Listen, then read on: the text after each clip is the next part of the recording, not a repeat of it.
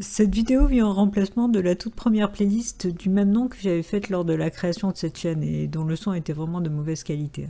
Cette fois, tout est regroupé dans une même vidéo qui du coup est assez longue, mais vous retrouverez dans sa description les liens pour accéder directement aux différentes parties qui vous intéressent. Donc aujourd'hui, je vais vous présenter les notions fondamentales de la programmation objet. Ce mode de programmation est incontournable. Quand vous aurez compris ces différentes notions, vous verrez qu'il est inconcevable de programmer autrement. Pour les étudiants de BTS SEO, ce cours correspond en fait au module SLAM 2 programmation objet. Alors pour que ce soit plus parlant, on va aborder les différentes notions à travers un exemple précis. L'exemple en question, ça va être tout simplement un jeu dans lequel on va avoir à choisir des personnages, à donner un pseudo, et puis ensuite on va rentrer dans une arène. Alors ça va être un jeu en client-serveur, donc plusieurs joueurs vont pouvoir se retrouver dans une même arène, ils vont pouvoir s'affronter, tirer des boules, donc perdre ou gagner de la vie, etc. Alors comment gérer les différents joueurs? On a des informations sur les joueurs. Il y a l'image du joueur, son pseudo, sa vie, sa position dans l'arène. Et puis chaque joueur peut avoir des actions, il peut se déplacer, il peut tirer une boule vers un autre joueur, il peut être touché, il peut mourir, etc. Donc la première solution, qu'on va dire de la programmation historique, qui est la mauvaise solution, c'est de créer des variables et des modules séparés. L'autre solution, qui est la bonne, la programmation objet, c'est tout simplement qu'on va regrouper les variables et les modules qui concernent le joueur dans un même nouveau type qu'on va nommer joueur. Alors, ce type joueur, en fait, ça va être une classe dans laquelle on va regrouper les propriétés du joueur, donc son nom, le numéro du personnage qui va correspondre finalement à une image, la valeur de sa vie, etc. Et puis on va regrouper aussi toutes les actions que le joueur peut faire. Donc il peut se déplacer, par exemple en précisant le sens, gauche, droite, haut, bas, il peut tirer une boule, il peut mourir, etc. Voilà le principe d'une classe qui va du coup regrouper tout ce qui concerne le joueur. Alors on peut créer des tas d'autres classes. Si vous avez fait déjà un petit peu de programmation événementielle, vous avez utilisé par exemple des classes qui contiennent, qui permettent de placer sur une fenêtre des boutons ou des listes d'informations. Donc il existe par exemple la classe liste dans laquelle il va y avoir un tableau d'éléments qui va contenir toutes les lignes qui vont s'afficher dans la liste. Il y a une propriété qui permet de savoir quel élément sélectionner dans la liste, etc. Et puis au niveau méthode, on peut ajouter une ligne dans une liste, on peut supprimer une ligne en précisant le numéro de la ligne, on peut vider complètement la liste, etc. Il y a d'autres classes qui ne sont pas forcément graphiques. Alors si vous avez fait de la manipulation de bases de données, pour ceux qui ne l'ont pas fait, c'est pas grave, ne vous inquiétez pas, ce sont des notions que vous verrez plus tard. Il existe des classes curseurs, ou en tout cas synonymes de curseur, qui permettent d'exécuter une requête SQL, de passer à la ligne suivante du résultat d'une requête select, etc. Donc le principe de la classe, ça va être effectivement de regrouper les propriétés et les méthodes qu'on appelle d'ailleurs des membres de la classe dans une même classe, et du coup il y a une certaine logique, une certaine cohérence dans ce qu'on va manipuler parce que tout est regroupé. Alors il y a souvent confusion entre classe et objet. Pourtant la différence est très facile à comprendre. Une classe, c'est un type. Alors c'est un type complexe, mais c'est un type. Alors qu'un objet, c'est une variable.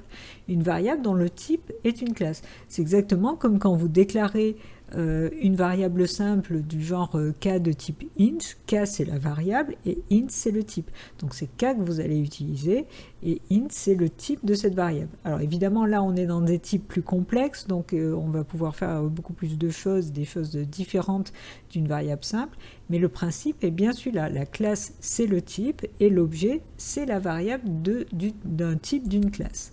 Donc par exemple, si on reprend la classe joueur, vous n'allez pas travailler directement avec la classe joueur, vous allez créer des objets. Par exemple, imaginons qu'on crée un tableau T joueur qui contient des objets de type joueur. Dans la case 0 de ce tableau, on peut très bien imaginer un objet de type joueur qui va contenir au niveau des propriétés des informations qui sont spécifiques au joueur numéro 0 du tableau.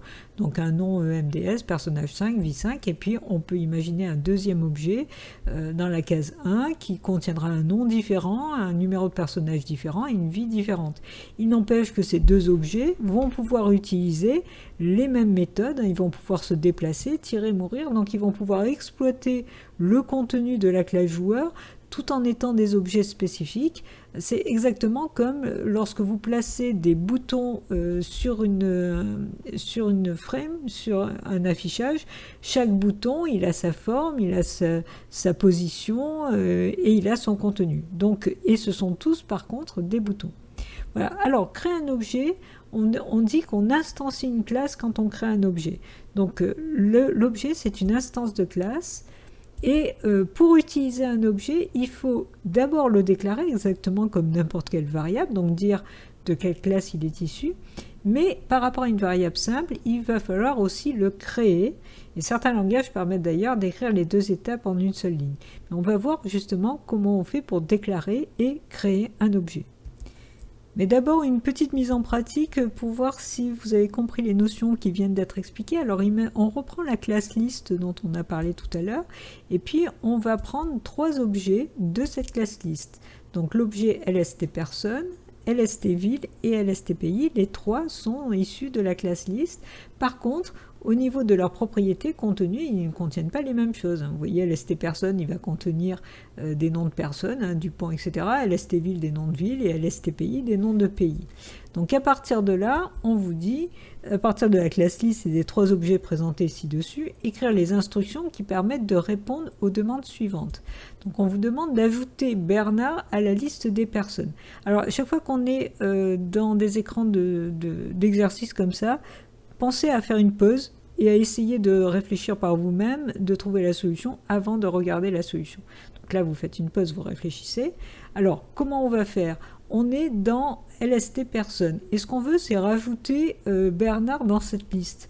Or, on a accès aux méthodes de la liste, à ce qui est contenu dans la classe list. Et entre autres, on a accès à la méthode add qui attend en paramètre tout simplement l'information qu'on va rajouter dans la liste. Donc il suffit qu'on écrive lstperson.add pour pouvoir appeler la méthode add sur l'objet lstperson, donc lstperson.add, et comme c'est une méthode qui attend un paramètre, on va envoyer l'information qu'on va ajouter, donc on envoie Bernard, et à ce moment-là, Bernard va s'ajouter dans contenu de l'objet lstperson. Alors, de la même logique, on vous demande d'ajouter Nice à la liste des villes. Donc là, vous avez compris. Alors, faites une pause, essayez de l'écrire par vous-même. Donc, vous avez compris, l'idée, c'est de partir de LST ville. Là aussi, on va utiliser la méthode add, et cette fois-ci, en paramètre, on va mettre Nice. Et Nice va s'ajouter au contenu, la propriété contenue de l'objet LST-ville. Vous voyez bien qu'on a affaire, même si on utilise la même classe, on a affaire à des objets différents qui ont des contenus différents, qui ont des contenus de propriétés différents. Troisième cas, on vous demande de supprimer le premier élément d'indice 0 de la liste des pays. Donc faites une pause, essayez de le faire. Donc là, LSTPI, c'est sur LSTPI, cet objet-là qu'on va travailler, et on va supprimer l'élément d'indice 0, donc en fait France, le premier élément de la liste. Alors comment on va faire ? Eh bien dans les méthodes de la classe, on a la méthode del, et la méthode del attend justement un indice, un index qui permet de savoir quelle est la ligne qu'on veut supprimer. Donc il suffit de faire sur LSTPI, j'appelle la méthode del en lui envoyant donc l'indice 0 pour supprimer le premier pays de LSTPI. À travers cet exemple, vous comprenez là déjà que lorsqu'on veut manipuler un objet, eh bien, on doit commencer par le nom de l'objet, point. Alors, point, c'est dans quasiment tous les langages, il existe des nuances, par exemple en PHP, c'est une flèche, mais enfin, normalement, c'est le point. Donc, d'abord le nom de l'objet, point, et derrière, on va appeler la méthode, en tout cas ce qu'on veut utiliser dans la classe pour pouvoir agir sur l'objet. Donc la méthode add ou la méthode del. Alors évidemment, s'il y a des paramètres attendus, il faut préciser les paramètres exactement comme si vous appeliez une fonction, une procédure dans n'importe quel langage. Lorsqu'il y a des paramètres, vous devez préciser les paramètres. Alors tout à l'heure, je vous disais que j'allais vous montrer comment déclarer, créer et utiliser un objet. Voyons plus concrètement comment ça marche, effectivement. Donc reprenons la classe joueur du début. Donc cette classe joueur va permettre de gérer des petits bonhommes, des joueurs dans le jeu, avec la possibilité, encore une fois, de gérer leur nom, l'image et puis la vie du personnage. Alors, au niveau du programme, on va prendre un extrait de programme. Imaginons qu'on déclare une variable simple k de type int et un tableau tJoueur de type joueur. Donc, ça veut dire que dans ce tableau, chaque case va contenir un objet de type joueur. Donc là, on est au niveau de la déclaration. Et vous voyez bien que au niveau de la déclaration, ça fonctionne comme n'importe quelle variable. Il suffit de préciser le type. Donc là, c'est une classe. Mais il suffit de préciser le type avant le nom de la propriété. Entre parenthèses, les exemples que je donne au fur et à mesure dans ce cours sont des exemples écrits en Java, mais ça n'a pas beaucoup d'importance. On peut imaginer dans n'importe quel autre langage. La logique reste la même. Alors attention, une fois qu'on a déclaré ce tableau de joueurs, on ne peut pas directement utiliser par exemple la case 0. Il faut d'abord créer l'objet de la case 0. Et voilà comment se fait la création. Donc si je veux ensuite pouvoir utiliser l'objet de type joueur dans la case 0 du tableau tJoueur, il faut d'abord que j'instancie la classe pour pouvoir créer l'objet. Et pour cela, j'écris le mot-clé new, espace, et vous voyez là, j'ai le nom de la classe et parenthèse, parenthèse. Alors on verra plus loin à quoi correspondent ces parenthèses, mais là, on est vraiment dans la création de l'objet, donc de l'instanciation de la classe, de façon à pouvoir utiliser tJoueur de 0, sinon je ne peux pas l'utiliser tant qu'il n'est pas créé. Le fait de juste le déclarer ne suffit pas. Voilà la différence avec une variable classique. Ensuite, une fois qu'il est vraiment déclaré et créé, je peux agir dessus. Donc par exemple, si j'ai envie d'affecter EMDS dans la propriété nom de tJoueur de 0, eh bien je fais tJoueur de 0, on l'a vu dans l'exercice précédent, je mets un point, et derrière j'accède par exemple à la propriété nom. Alors ceux qui ont déjà fait de la programmation objet, qui en ont un peu fait, vont peut-être être choqués par cette ligne, parce qu'ils vont peut-être se dire « Ah mais non, j'ai pas le droit d'accéder à la propriété ». Attention, je n'ai pas encore abordé dans ce cours les notions de protection des différents membres de la classe. Je vais le voir plus loin. Mais là, dans un premier temps, si tout est accessible, je peux très bien écrire ce genre de choses. Donc là, j'utilise une propriété en mettant point et le nom de la propriété. Et ça s'utilise comme n'importe quelle variable. Comme si je faisais k égale 0, et bien là, je fais point nom égale EMDS, puisque c'est un string. Donc j'utilise une propriété exactement comme j'utiliserais une variable, mis à part qu'il faut préciser le nom de l'objet devant. Et de même, je peux utiliser une méthode, exactement comme j'utiliserais une fonction, une procédure. Je mets d'abord le nom de l'objet, point, et ensuite je mets la méthode avec éventuellement ses paramètres, s'il y a des paramètres dans la méthode. Donc un objet se déclare comme une variable classique, mais attention, il faut ensuite créer l'objet, donc instancier la classe pour pouvoir l'utiliser et donc appeler des propriétés ou des méthodes sur cet objet. Alors, une petite mise en pratique pour voir si les notions ont été comprises. Donc, dans un jeu, une classe personnage a été créée. Voici en vrac certains membres de cette classe. Pour chaque membre, vous préciserez si c'est une propriété ou une méthode. Alors, string pseudo. Donc, faites une pause, réfléchissez avant que je donne la solution à chaque fois que je présente les différentes propriétés et méthodes. Alors là, on comprend que c'est une propriété. En fait, finalement, c'est assez simple à repérer. Pourquoi? Parce que dans les différents cas, vous allez avoir effectivement a priori un type devant, mais dans le cas d'une propriété, vous n'aurez pas de parenthèse, parce que dans le cas d'une méthode, il y a des parenthèses et éventuellement des paramètres au niveau des parenthèses. Donc là, on a affaire à une propriété. Déplace entre parenthèses int direction. là, dans ce cas-là, vous voyez, il y a des parenthèses et il y a même un paramètre dans les parenthèses, donc on a bien affaire à une méthode. Une méthode qui ne retourne aucun type. Alors, j'aurais pu mettre void d'ailleurs devant pour préciser que ça retourne aucun type. Mais donc là, on a affaire à une méthode de type procédure en quelque sorte. Boolean est mort parenthèse, donc là vous voyez encore une fois qu'il y a des parenthèses, donc on a bien affaire à une méthode, mais cette fois-ci c'est une méthode de type fonction puisqu'elle retourne quelque chose de type booléen. Int v, pas de parenthèse, donc on a affaire à une propriété. Et maintenant on vous dit d'écrire une petite séance de code, donc déclarer et créer un objet de type personnage. Faites sur cet objet les opérations suivantes, donc ce qu'on veut c'est initialiser la vie à 10 et le pseudo à xof, le faire déplacer vers la droite, c'est-à-dire la direction 2, et mettre sa vie à 0 s'il est mort. Donc là aussi, faites une pause, essayez d'écrire la séquence avant de voir la correction. Alors on vous demande d'abord de déclarer et créer un objet de type personnage. Donc on va commencer par le déclarer, donc on précise son type, c'est-à-dire la classe personnage, et puis le nom de l'objet, on peut donner le nom qu'on veut, donc par exemple un personnage. On n'est pas obligé de passer par un tableau, hein. Là on vous dit de créer juste un objet, donc là je vais déclarer juste un objet, un personnage. Ensuite il faut le créer, alors le créer je vous rappelle que pour cela il faut lui affecter une instance de la classe, donc dans un personnage on affecte new personnage parenthèse parenthèse.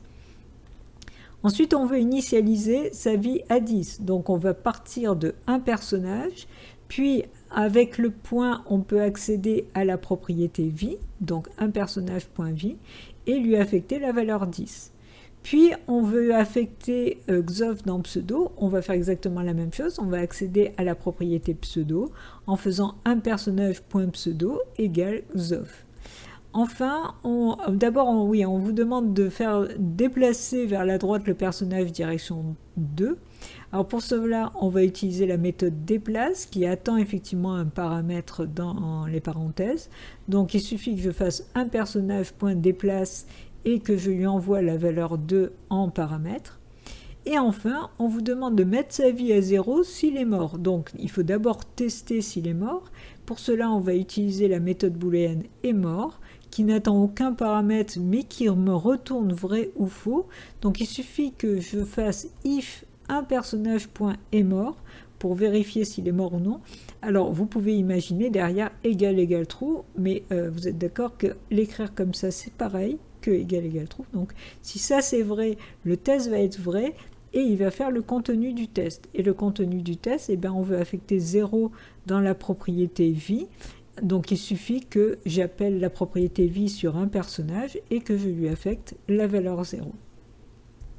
Alors à partir de maintenant, on va voir toutes les notions, toutes les nuances qui existent sur la programmation objet et qui permettent d'aller beaucoup plus loin que des variables classiques.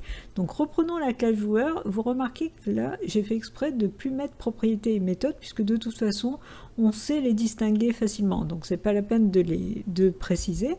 Et puis le premier problème qui va se poser c'est il ne faut pas que le programme puisse modifier directement la vie ou faire mourir le joueur. La vie ne doit être modifiée que lorsque le joueur est touché et le joueur meurt que s'il n'a plus de vie.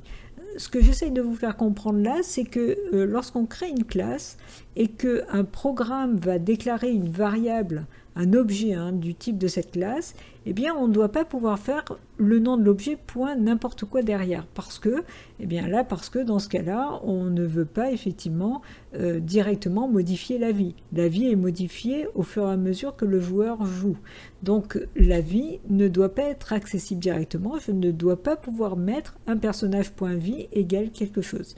Alors c'est possible en programmation objet, la solution c'est de protéger certains membres pour qu'ils ne soient pas accessibles de l'extérieur. Et voilà comment on fait. En fait, il y a certains membres qu'on peut mettre en privé. Donc par exemple là, la vie et la méthode mourir, et le reste, on peut le mettre en public, et ça veut dire que le reste va être accessible directement de l'extérieur. Donc du coup, au niveau programmation, tes joueurs, par exemple, imaginons un tableau de joueurs, le kème joueur de ce tableau .vie égale 5, ou tes joueurs cas de .mourir, ceci ne va pas être possible parce qu'on les a mis en privé. Donc on ne pourra pas y accéder directement par un objet. Et ça vous permet en fait, c'est ce qu'on appelle l'encapsulation. Ça vous permet de protéger certains membres de façon à ce que le programmeur qui va utiliser votre classe ne puisse pas faire n'importe quoi dans le jeu qui risquerait de nuire à la stabilité des objets. Parce qu'effectivement, si vous modifiez directement la vie, eh bien, vous pouvez vous retrouver avec des valeurs qui ne sont pas cohérentes. Donc, pour garder la cohérence des objets, vous avez la possibilité de protéger certains membres. Alors, au passage, j'ai fait exprès ici de protéger aussi, de rendre en privé une méthode. Beaucoup de programmeurs pensent que en privé on met les propriétés et en public on met les méthodes. Alors c'est vrai, on va le voir plus loin qu'il est ultra conseillé de mettre les propriétés en privé, mais il ne faut pas croire que toutes les méthodes sont forcément en public. Surtout pas. Au contraire, il faut essayer de protéger un maximum de choses. Il y a certaines méthodes qui ne doivent être utilisées que dans la classe et qui ne doivent pas être accessibles de l'extérieur. Eh bien, ces méthodes, il faut aussi les mettre en privé. Donc à ce sujet, voyons un petit peu de vocabulaire. Je reprends la classe joueur. Donc la partie publique de la classe joueur, c'est ce qu'on appelle l'interface de la classe. Alors, ne pas confondre avec les classes interfaces en Java, notion qu'on verra un petit peu plus loin. Donc l'interface de la classe, c'est en fait la partie accessible de la classe, ce qui fait que, par exemple, pour un joueur, pour la case 0 du tableau T-joueur qu'on a créé avec NewJoueur, on n'a pas le droit d'écrire tjoueur 0.vie égale 25 parce que c'est dans la partie privée. Par contre, on a le droit d'écrire tjoueur de 0.tiré parce que tiré est une méthode qui est dans la partie publique. Donc le but, comme je vous l'ai dit tout à l'heure, c'est de protéger le maximum de membres. Là, c'est pas le cas encore. On n'a pas tout protégé, enfin, on n'a pas protégé le maximum. Mais en tout cas, c'est ça le but. Il est très important de bien réfléchir sur l'encapsulation des membres et de faire les bons choix pour la protection et la stabilité des objets. Alors, on reste toujours dans ces notions d'encapsulation avec la notion d'abstraction et la notion d'envoi de message. Alors, un envoi de message, quand on parle d'envoi de message en programmation objet, c'est en fait l'appel d'une méthode de l'interface, donc de la partie accessible de la classe. L'objet concerné est dit receveur. La méthode va permettre donc d'agir sur l'objet, par exemple déplacer un personnage ou tirer. Donc là, quand on fait tjoueur de k.tirer, en fait, on envoie un message à l'objet tjoueur de k et on lui demande donc d'exécuter la méthode tirer.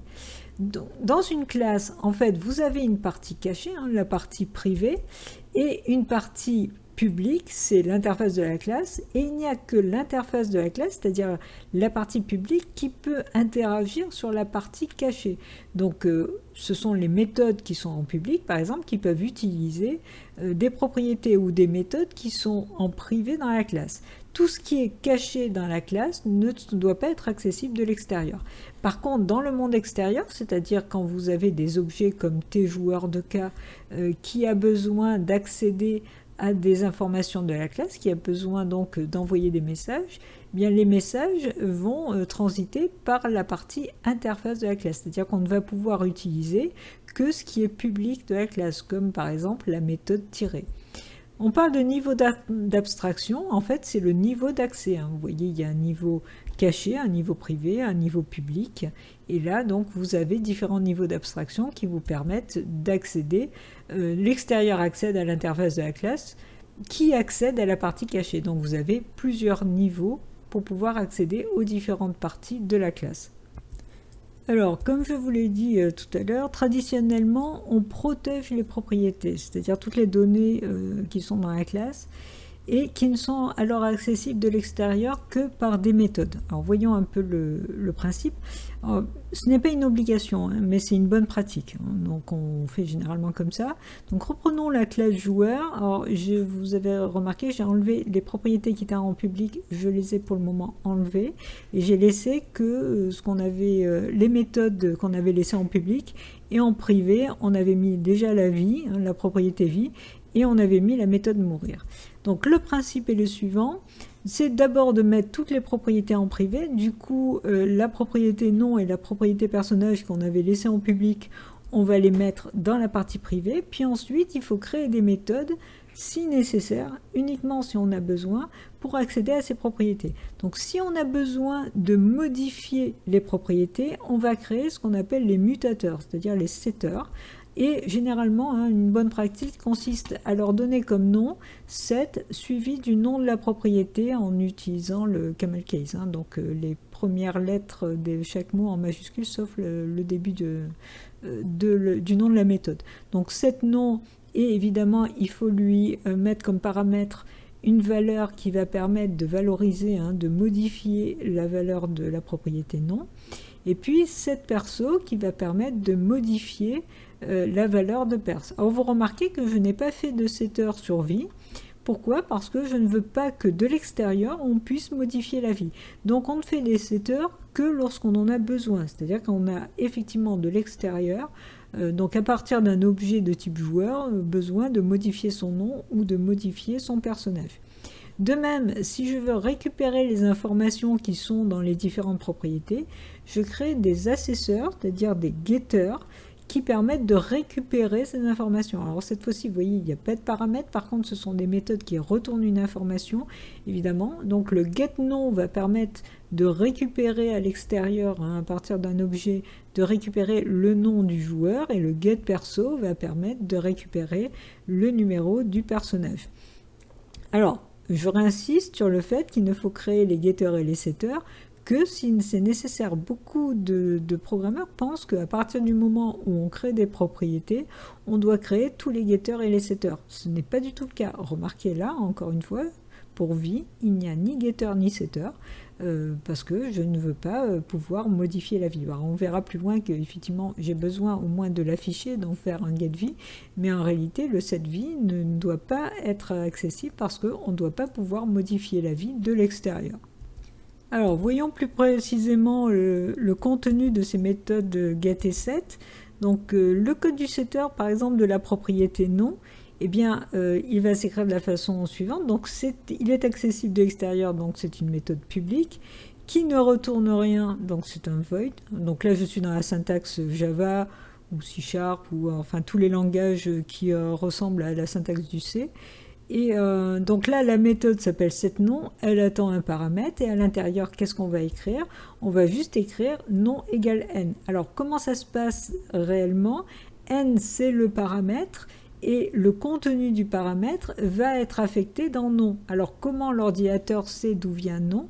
Nom n'est pas reconnu dans la méthode, hein, puisqu'on voit bien qu'il n'y a pas de paramètre qui s'appelle nom, ni de variable locale qui s'appelle nom. Donc l'ordinateur, puisqu'il est dans la classe joueur, et que le setNom se trouve dans la classe joueur, il va chercher dans le reste de la classe s'il trouve une propriété qui s'appelle nom, et il la trouve. Du coup, il suffit qu'il modifie la propriété de nom avec le paramètre reçu avec la méthode. De même, le getter, alors le getter c'est plus simple, en fait il n'a pas de paramètre, par contre il retourne un type qui est forcément du même type que la propriété correspondante, et il suffit de faire un return de nom. Donc évidemment là, on est encore dans le cas où nom n'est pas connu directement dans la méthode, donc l'ordinateur va chercher les propriétés de la classe, il va trouver la propriété nom, et du coup il va retourner cette propriété lorsqu'on appellera la méthode getNom. Alors passons à nouveau à une mise en pratique. On reprend la classe joueur, donc on retrouve à peu près les mêmes choses. Il y a juste le getVie que j'ai rajouté par rapport, et je vous en parlais tout à l'heure, par rapport au fait qu'a priori on doit pouvoir récupérer la vie du joueur.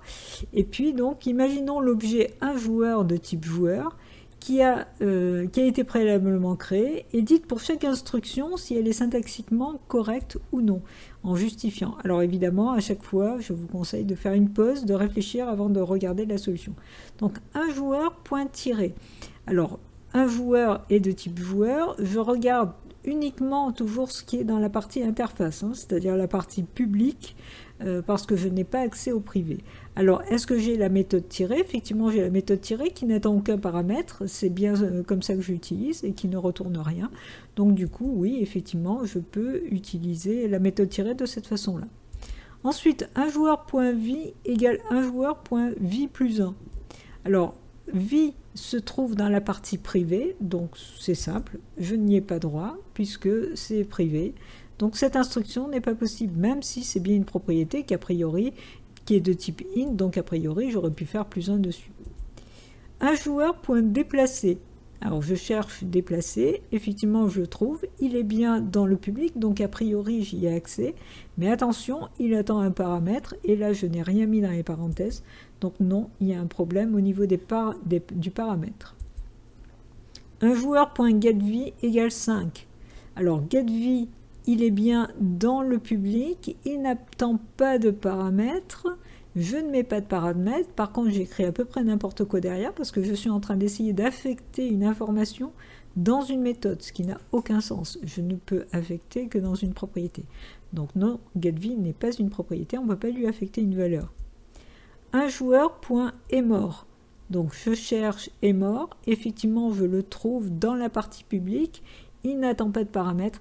Par contre, attention, il retourne quelque chose. Alors même si c'est juste de l'écrire comme ça, a priori, il faut l'utiliser en récupérant l'information.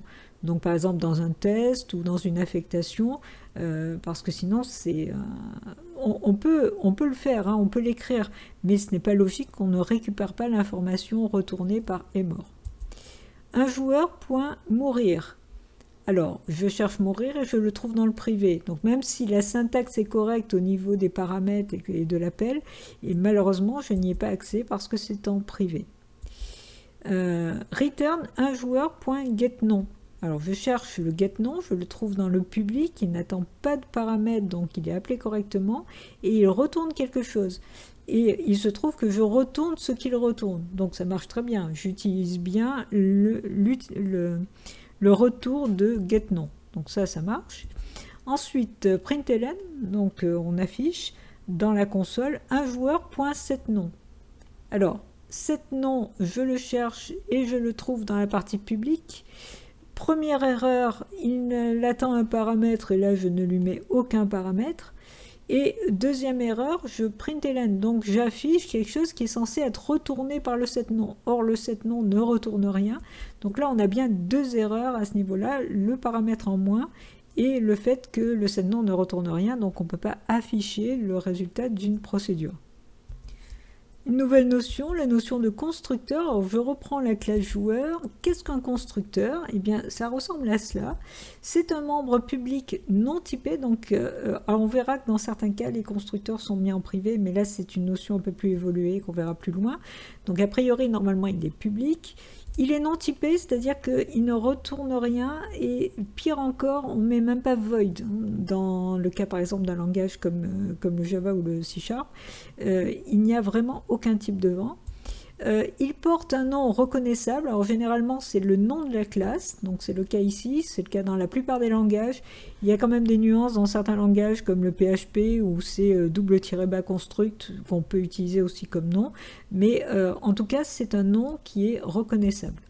Et il s'exécute automatiquement au moment où l'objet est créé. Et ça, c'est vraiment la particularité du constructeur, c'est que lors de la création de l'objet, quand vous écrivez new, eh bien en fait, je vous avais dit que c'était le nom de la classe derrière, en réalité, c'est le nom du constructeur qui est appelé. C'est le constructeur qui va permettre de construire l'objet et de faire un certain nombre de choses. Alors on peut très bien faire en sorte qu'il ne fasse rien, hein, qu'il contienne rien. La méthode, le constructeur peut très bien être vide, mais généralement, il est utilisé pour faire un certain nombre de choses au début de la vie de l'objet. Alors prenons l'exemple du constructeur qu'on a écrit juste au-dessus, là. Donc il est en public, vous voyez que j'ai même pas écrit void, ni rien du tout entre public et joueur, donc il est vraiment non typé. Et puis je reprends les paramètres, string n et int pers. Eh bien, on peut imaginer par exemple que le paramètre n sert à valoriser la propriété nom qui se trouve dans la partie publique et qui est bien de même type, hein, de type string. Et puis, on peut imaginer que le paramètre pers qui est de type int va servir à valoriser la propriété personnage qui est dans la partie privée. Et pourquoi pas, on peut très bien initialiser aussi la vie et on décide que tout le monde a une vie qui commence à 10. Du coup, je n'ai pas mis le troisième paramètre parce que cette valeur est fixe pour absolument tous les joueurs. Donc vous voyez que le constructeur, en fait, il est souvent utilisé pour valoriser, c'est-à-dire initialiser les propriétés privées. Ce n'est pas une obligation, on va dire que c'est assez classique de fonctionner de cette façon-là. Lors de la création de l'objet, donc quand la classe est instanciée et que du coup c'est le constructeur qui est appelé, il ne faut pas oublier les paramètres du constructeur dans le cas où il y a des paramètres. C'est le cas dans l'exemple qu'on vient de donner ici. On a joueur, alors on va créer par exemple le tableau T joueur de type joueur, donc un tableau de joueur. Et lorsque je crée par exemple la case 0, je fais new joueur, mais là mon constructeur il attend deux paramètres, un de type string pour initialiser le nom du joueur et l'autre de type int pour initialiser le numéro du personnage. Eh bien il ne faut pas oublier les paramètres, sinon ça ne va pas marcher.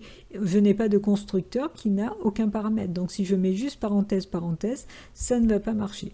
Alors en l'absence de constructeur ou un constructeur qui n'a pas de paramètres, donc il suffit de mettre en fait, il suffit de ne pas mettre les paramètres lors de l'instanciation, c'est-à-dire de mettre juste parenthèse, parenthèse. Donc, on peut très bien avoir une classe qui n'a pas de constructeur. Il y a du coup un constructeur vide par défaut qui va se créer et qui permettra d'appeler quand même new joueur de parenthèse, parenthèse. De la même façon qu'il existe la notion de constructeur, il existe la notion de destructeur, mais qui est extrêmement rarement utilisée, alors que la notion de constructeur est obligatoire en quelque sorte. Donc, reprenons la classe joueur. Qu'est-ce qu'un destructeur? Eh bien, ça ressemble à quelque chose comme ça. C'est un membre public, encore une fois, non typé et sans paramètres. Pourquoi? Parce qu'à aucun moment il est appelé. Il est pas appelé automatiquement lors de la création. Donc, à aucun moment, on va dire que le programmeur va explicitement mettre un nom qui appelle le destructeur. Il porte un nom reconnaissable. Alors, c'est généralement le même nom que la classe avec un signe spécifique, comme on le voit ici, tilde joueur, et il s'exécute automatiquement au moment où l'objet est libéré. Donc vous voyez que c'est pas un moment où nous on décide de libérer l'objet. C'est au moment où, par exemple, en fin d'exécution d'une méthode ou lors du nettoyage de la mémoire, on verra cette notion un peu plus loin, il va y avoir destruction de l'objet. Alors, comment on peut définir, on peut déclarer un destructeur? Eh bien, ça va être public. Vous voyez qu'il n'y a pas de type, même pas void. Tilde joueur, pas de paramètres, et puis on peut mettre ce qu'on veut dedans. C'est-à-dire, par exemple, là je fais un affichage console où j'affiche la propriété nom suivie de est mort. Donc le destructeur, je vous le présente parce que ça existe quand même, et que ponctuellement ça peut servir, rarement pour ce genre de choses, pour un affichage, mais le destructeur est en réalité très rarement utilisé. Alors, passons à une mise en pratique. On reprend la classe, on prend une classe personnage avec pseudo-ev en privé, un constructeur et puis trois méthodes emort, getV et getPseudo. Et ce qu'on vous demande, en fait, c'est d'écrire les méthodes de la classe, tout simplement. Donc écrire 4 méthodes. Faites une pause, essayez de les écrire par vous-même et ensuite regardez la correction. Donc on va les prendre dans l'ordre, on va commencer par le constructeur. Alors, je vous rappelle qu'un constructeur, il n'y a pas de type, donc c'est directement public personnage avec les différents paramètres. Et puis chaque paramètre, on voit bien un pseudo et une vie, de toute évidence, ça va servir à valoriser les propriétés privées. Donc la propriété pseudo reçoit le paramètre un pseudo et la propriété vie reçoit le contenu du paramètre une vie. Ensuite, la méthode emort, qui est une méthode booléenne, donc en public encore une fois, elle retourne un type booléen, elle n'a pas de paramètres, et cette méthode, qu'est-ce qu'elle est censée retourner? Elle est censée retourner vrai quand la vie est arrivée à 0. Donc il suffit de faire un test sur vie. On pourrait faire if vie égale 0, then, enfin à ce moment-là, return true, sinon return false. On peut l'écrire en une ligne. On peut faire directement return vie égale 0. Bon, ceux qui sont choqués par cette écriture, vous pouvez faire le test. Mais effectivement, là, ça marche très bien parce que là, on est en train de faire un test, vie égale 0. Si ce test est vrai, on va retourner vrai. Et si ce test est faux, eh bien, on va retourner faux. Donc, c'est exactement ce que l'on veut. Puis la méthode getV, qui est donc juste un getter sur la propriété vie. Donc, c'est bien une méthode publique qui retourne un type int et qui n'a pas de paramètres et qui va juste faire un return v, donc le retour du contenu de la propriété vie. Et enfin, la méthode getPseudo qui est exactement sur la même logique, c'est-à-dire qu'il va retourner le contenu de la propriété privée pseudo et qui ne fait rien d'autre et qui est bien un type string puisqu'elle retourne un pseudo de type string.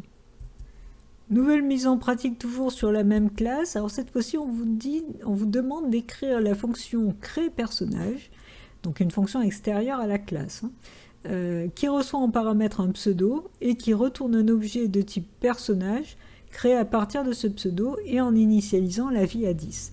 Alors faites une pause, essayez de le faire par vous-même avant de regarder la correction. Donc là, on a bien une méthode extérieure à la classe qui retourne un objet de type personnage, puisque c'est ce qu'on veut, on veut retourner un objet de type personnage. Elle s'appelle créePersonnage et elle reçoit en paramètre un pseudo, puisque c'est grâce à ce pseudo, entre autres, qu'on va pouvoir créer le personnage. À partir de là, j'ai besoin de déclarer un objet local de type personnage, alors vous l'appelez comme vous voulez, donc là par exemple perso, et puis cet objet, il va falloir le créer.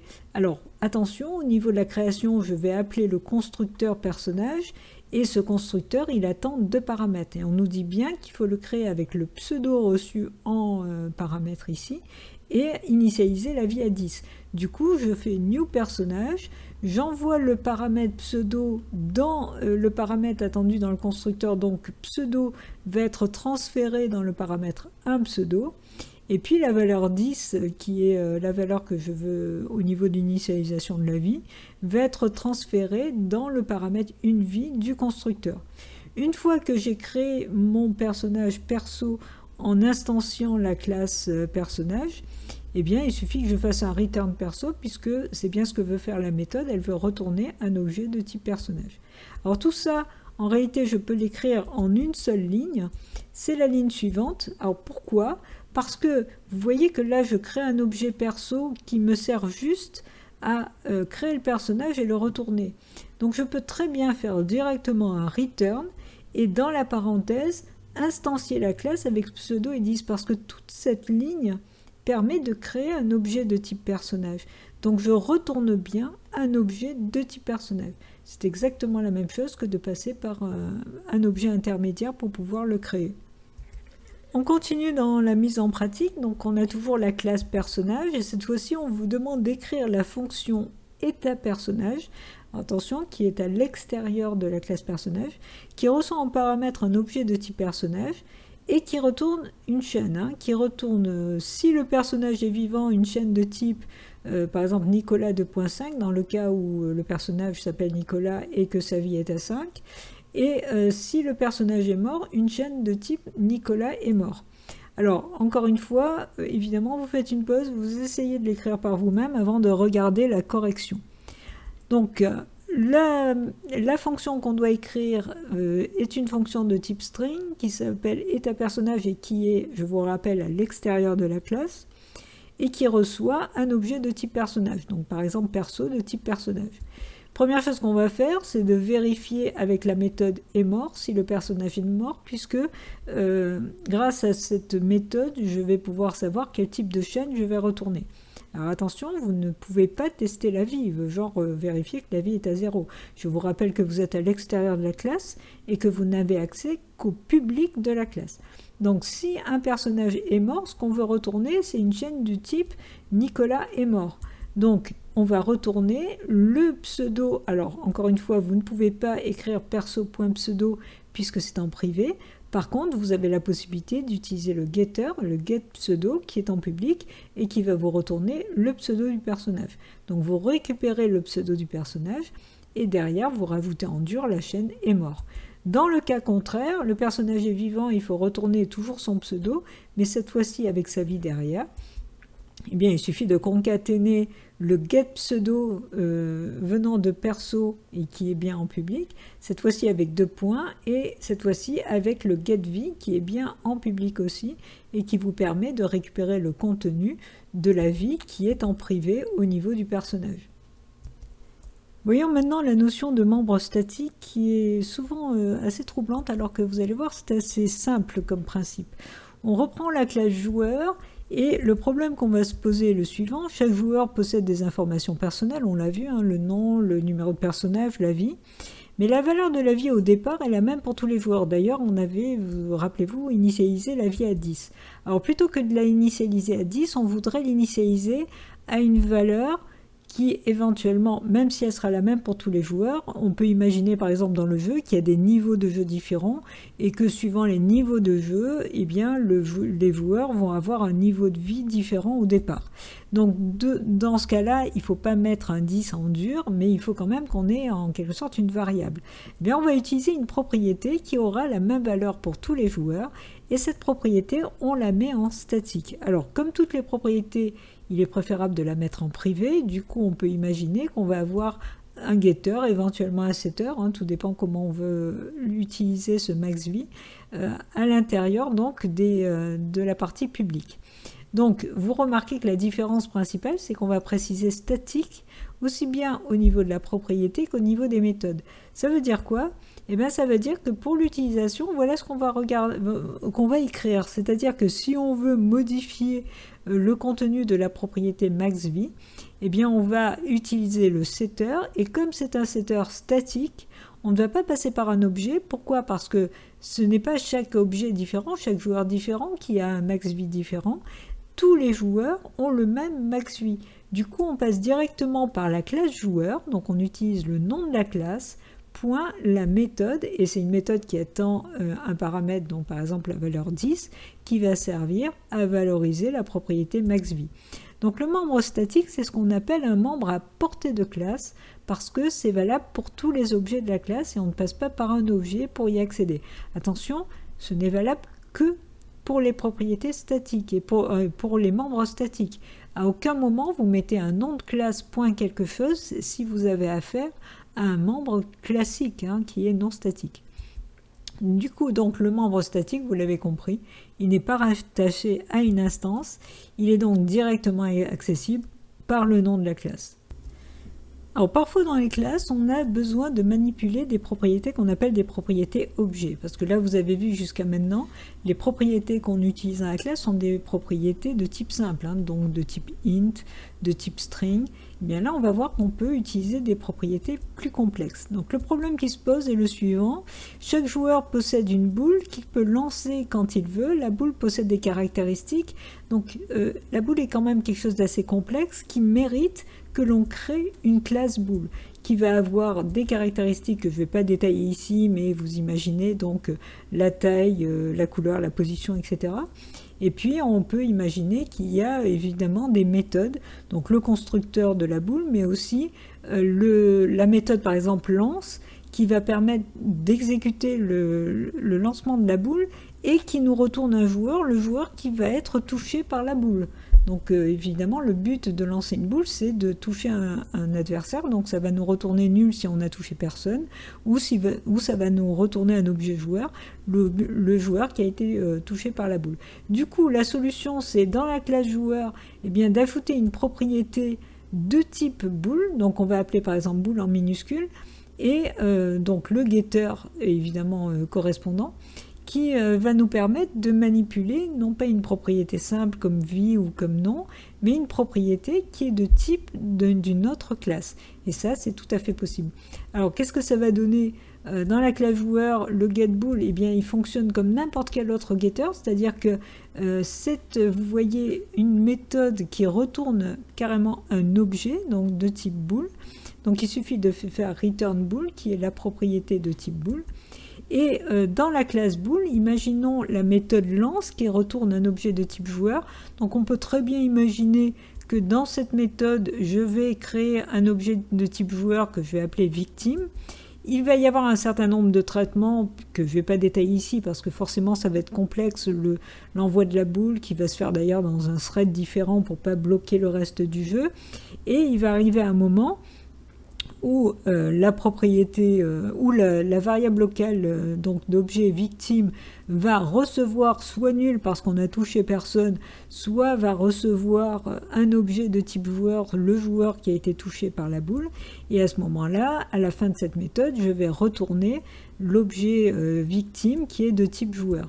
Donc on peut imaginer que à l'extérieur de toutes les classes, on a à un moment donné besoin de savoir qui a été blessé par la boule. Donc je peux imaginer que je crée un objet blessé de type joueur qui va recevoir, donc j'appelle mon joueur, j'imagine que j'ai déclaré au-dessus un objet de type joueur, je peux accéder au public et appeler getBool qui est donc mon getter sur bool pour pouvoir récupérer la boule du joueur, et une fois que j'ai récupéré la boule du joueur, on est d'accord que j'ai un objet de type bool dans les mains. Donc à partir de là, au niveau de ce point, j'ai un objet de type bool, ça veut dire que j'accède à tout le public de la classe bool. Donc entre autres, je peux accéder à la méthode lance qui me permet donc de lancer la boule et au retour de récupérer qui a été blessé par la boule. Et c'est ce blessé que je récupère dans mon objet blessé. Donc vous voyez qu'on peut très bien se retrouver avec des syntaxes où on a plusieurs points. Pourquoi? Parce que si au bout d'un point, j'obtiens, si juste avant le point, j'obtiens un objet, j'ai le droit d'accéder à tout le public de la classe de cet objet. Donc quand j'écris joueur, j'ai droit à tout ce qui est public de la classe joueur, d'où le fait que j'utilise getBool. Et une fois que j'ai appelé getBool, j'arrive à ce point-là, j'obtiens un objet de type bool. Donc j'ai droit à tout ce qui est public de la classe bool, donc entre autres la méthode lance. Donc on peut aller très loin comme ça. À partir du moment où à chaque fois on obtient un objet, on a le droit d'accéder ensuite à tout le public de la classe correspondante. La notion de référence d'un objet est une notion très importante qui, si vous le comprenez bien, va vous éviter pas mal d'erreurs dans un programme. Donc prenons un exemple pour bien comprendre le principe. Imaginons qu'on déclare joueur 1, joueur 2, joueur 3, donc 3 objets de type joueur et 3 variables simples de type string, nom 1, nom 2, nom 3. Si j'écris joueur 1 égale new joueur de EMDS 1, donc là je viens de créer un nouvel objet, joueur 1, en faisant new, j'ai vraiment créé un objet de type joueur. Et si je fais joueur 2 égale joueur 1, bien là, je transfère les informations de joueur 1 dans joueur 2, mais en réalité, ce que je transfère, c'est juste la référence, c'est-à-dire l'adresse. Alors, ça veut dire quoi? Ça veut dire que joueur 2 et joueur 1, en réalité, vont pointer sur la même case mémoire. Donc, il y a une seule case mémoire de type joueur qui contient EMDS et 1, et que j'utilise joueur 2 ou que j'utilise joueur 1, c'est exactement la même chose. Par contre, si je fais joueur 3 égale joueur 1.clone, à ce moment-là, je crée une deuxième case mémoire qui va être la copie de la première case mémoire qui contient EMDS et 1, mais qui a un endroit différent de la mémoire. Donc là, j'ai vraiment une copie, un clone de joueur 1, à la grande différence de joueur 2 qui est la même chose que joueur 1.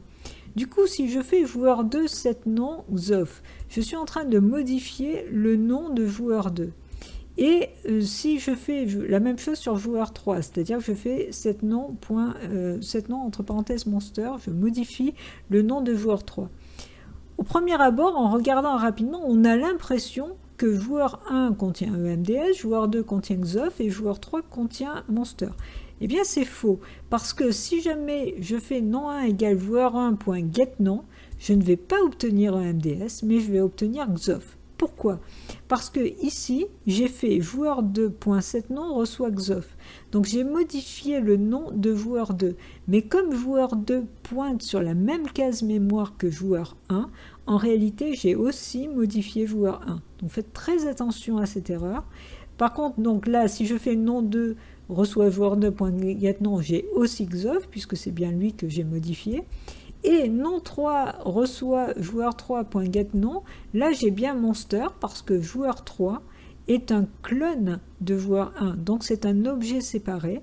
Donc vous l'avez bien compris, il n'y a que le new et le clonage pour créer un nouvel objet à une adresse différente. Si vous faites une simple affectation d'objet, en réalité, vous ne faites que transférer l'adresse, donc la référence d'un objet à un autre. Vous faites très attention à cela.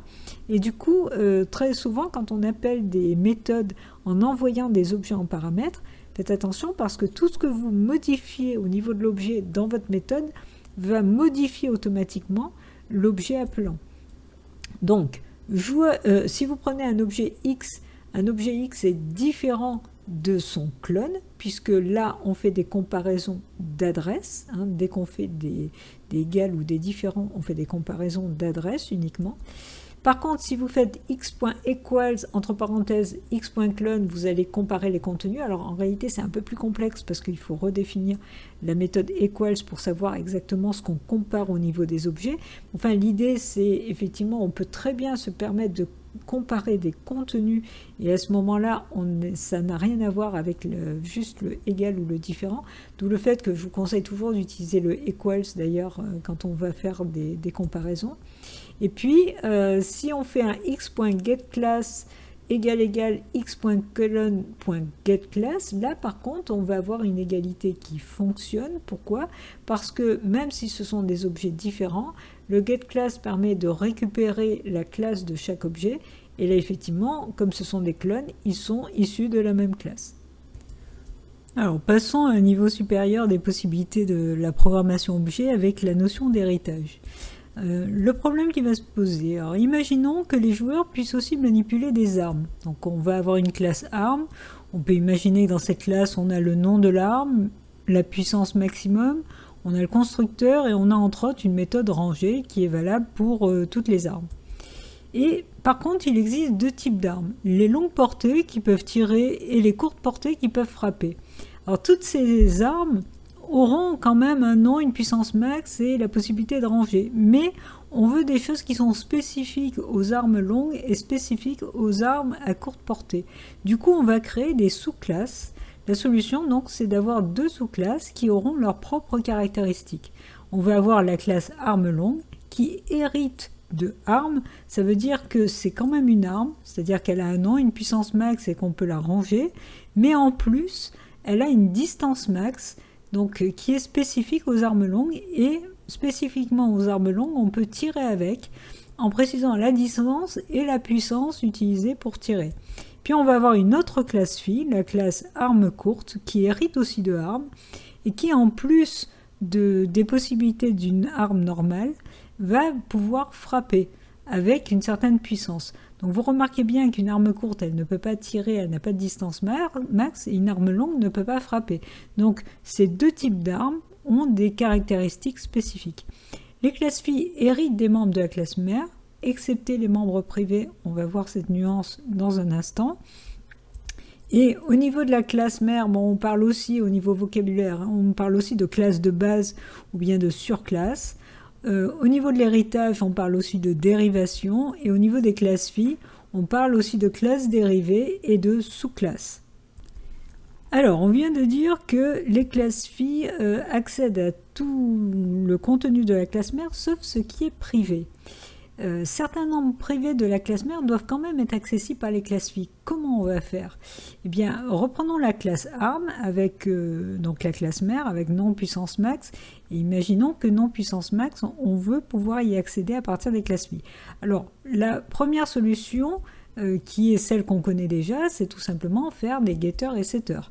Donc là, vous voyez, il suffit de faire un get nom et get puissance max dans la classe arme.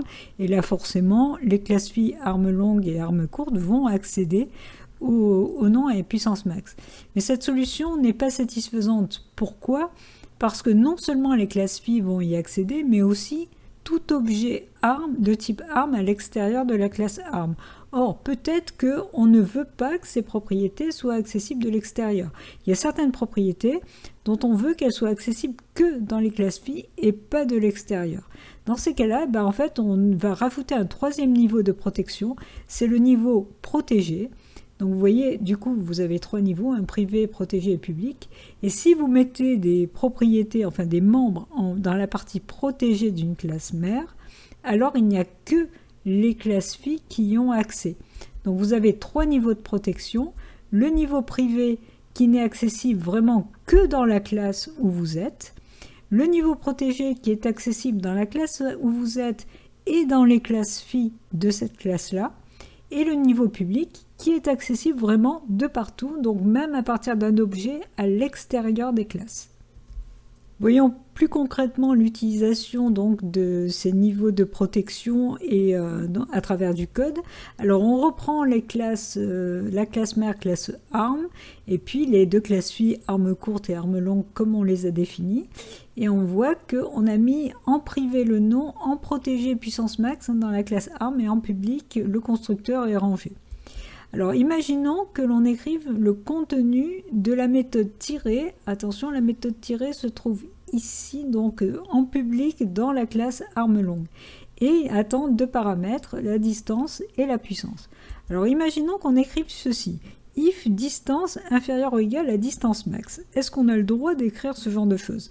Distance, c'est notre paramètre, donc il n'y a aucun problème, on a le droit de l'utiliser. Distance max n'est pas dans tiré, par contre, on est dans la classe arme longue, et c'est une propriété de la classe arme longue. Elle a beau être privée, étant donné que je suis dans la classe arme longue, j'ai droit à accès à tout. Rappelez-vous les différents niveaux donc d'accessibilité des informations. Donc tout ce qui est dans la classe est accessible dans la classe. Donc là, oui, le privé, c'est en privé, mais on est dans la classe. Ensuite, si j'écris if puissance inférieure ou égale à puissance max, alors cette fois-ci, puissance, c'est quoi? C'est bien un paramètre de ma méthode, donc j'y ai accès. Puissance max, je cherche dans la classe, je ne le trouve pas. Donc qu'est-ce que je fais? Eh bien, je cherche dans la classe mère. Et dans la classe mère, je le trouve et il est en protégé. Donc oui, j'y accède, puisqu'il est en protégé dans la classe mère, j'accède à de toute façon tout ce qui est dans la classe mère, hormis ce qui est privé. Donc j'accède au protégé. Ensuite, println arm, donc la chaîne arm, plus nom, plus utilisé. Est-ce que le nom, j'y ai accès? Je suis toujours dans la méthode tirée, donc dans la classe arme longue. Je n'ai pas de nom à l'intérieur de la méthode tirée, je n'ai pas de nom dans la classe, donc je vais chercher dans la classe mère. Et dans la classe mère, qu'est-ce que je trouve? Je trouve bien la propriété nom. Mais attention, nom est en privé, donc je n'y ai pas accès. On continue de travailler avec les mêmes classes et imaginons maintenant que la classe joueur, donc qui est à l'extérieur des classes armes, armes courtes et armes longues, la classe joueur possède la propriété arme de type arme, donc du type de la classe mère, classe arme, et un getter sur cette propriété. Donc on a un getArm exactement comme tout à l'heure on avait un getBool. Eh bien, imaginons, est-ce qu'on peut écrire ceci? T-joueur de K, imaginons un tableau de joueurs, T-joueur de K.getArm, déjà, est-ce qu'on a le droit d'écrire ça? À partir du moment où on écrit T-joueur de K, on a un objet de type joueur. Donc, on a accès à tout le public de la classe joueur. Or, on sait que dans la classe joueur, on a un getter sur arm. Donc, on a bien un getArm. OK? Et ce getArm me retourne un objet de type arm. Donc, on a accès à tout le public de la classe arm. Et là, dans le public de la classe arm, on a bien la méthode rangée qui n'attend d'ailleurs aucun paramètre. Donc oui, effectivement, on peut accéder à ranger dans la classe arm. Ensuite, est-ce que j'ai le droit de faire un println, un affichage console de tjoueur de k.getArm, donc il me retourne toujours un objet arm, point puissance max. Alors, puisque j'ai un objet de type arm, je regarde dans la classe arm, et puissance max est en protégé. Alors attention, il est en protégé. Ça veut dire que je ne peux pas y accéder de l'extérieur à partir d'un objet de type arm. Je n'accède qu'au public. Puissance max n'est accessible que dans arme longue et dans arme courte. Il n'est pas accessible à l'extérieur de la classe. Donc à partir d'un objet de type arm, non, je ne peux pas écrire puissance max. Enfin, tjoueur de k.getArm.frapper 150. Alors le getArm retourne un objet de type arm. Et si je regarde frapper, je le trouve dans arme courte. Et je ne le trouve pas dans arme. Donc a priori, non, je ne peux pas accéder à partir de la classe mère, je ne peux pas accéder à des informations des classes filles. Il faudrait que mon arme me retourne non pas un objet de type arme, mais un objet de type arme courte.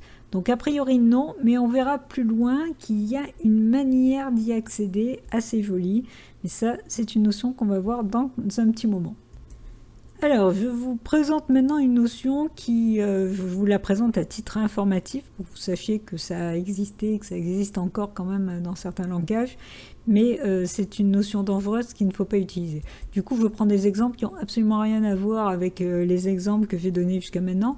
Imaginons que vous ayez une classe liquide qui contient entre autres en propriété le volume, une classe alimentation qui contient entre autres la date de fabrication, et puis une classe vin qui hérite de liquide et alimentation. Donc il y a un double héritage et qui contient entre autres le cépage en propriété.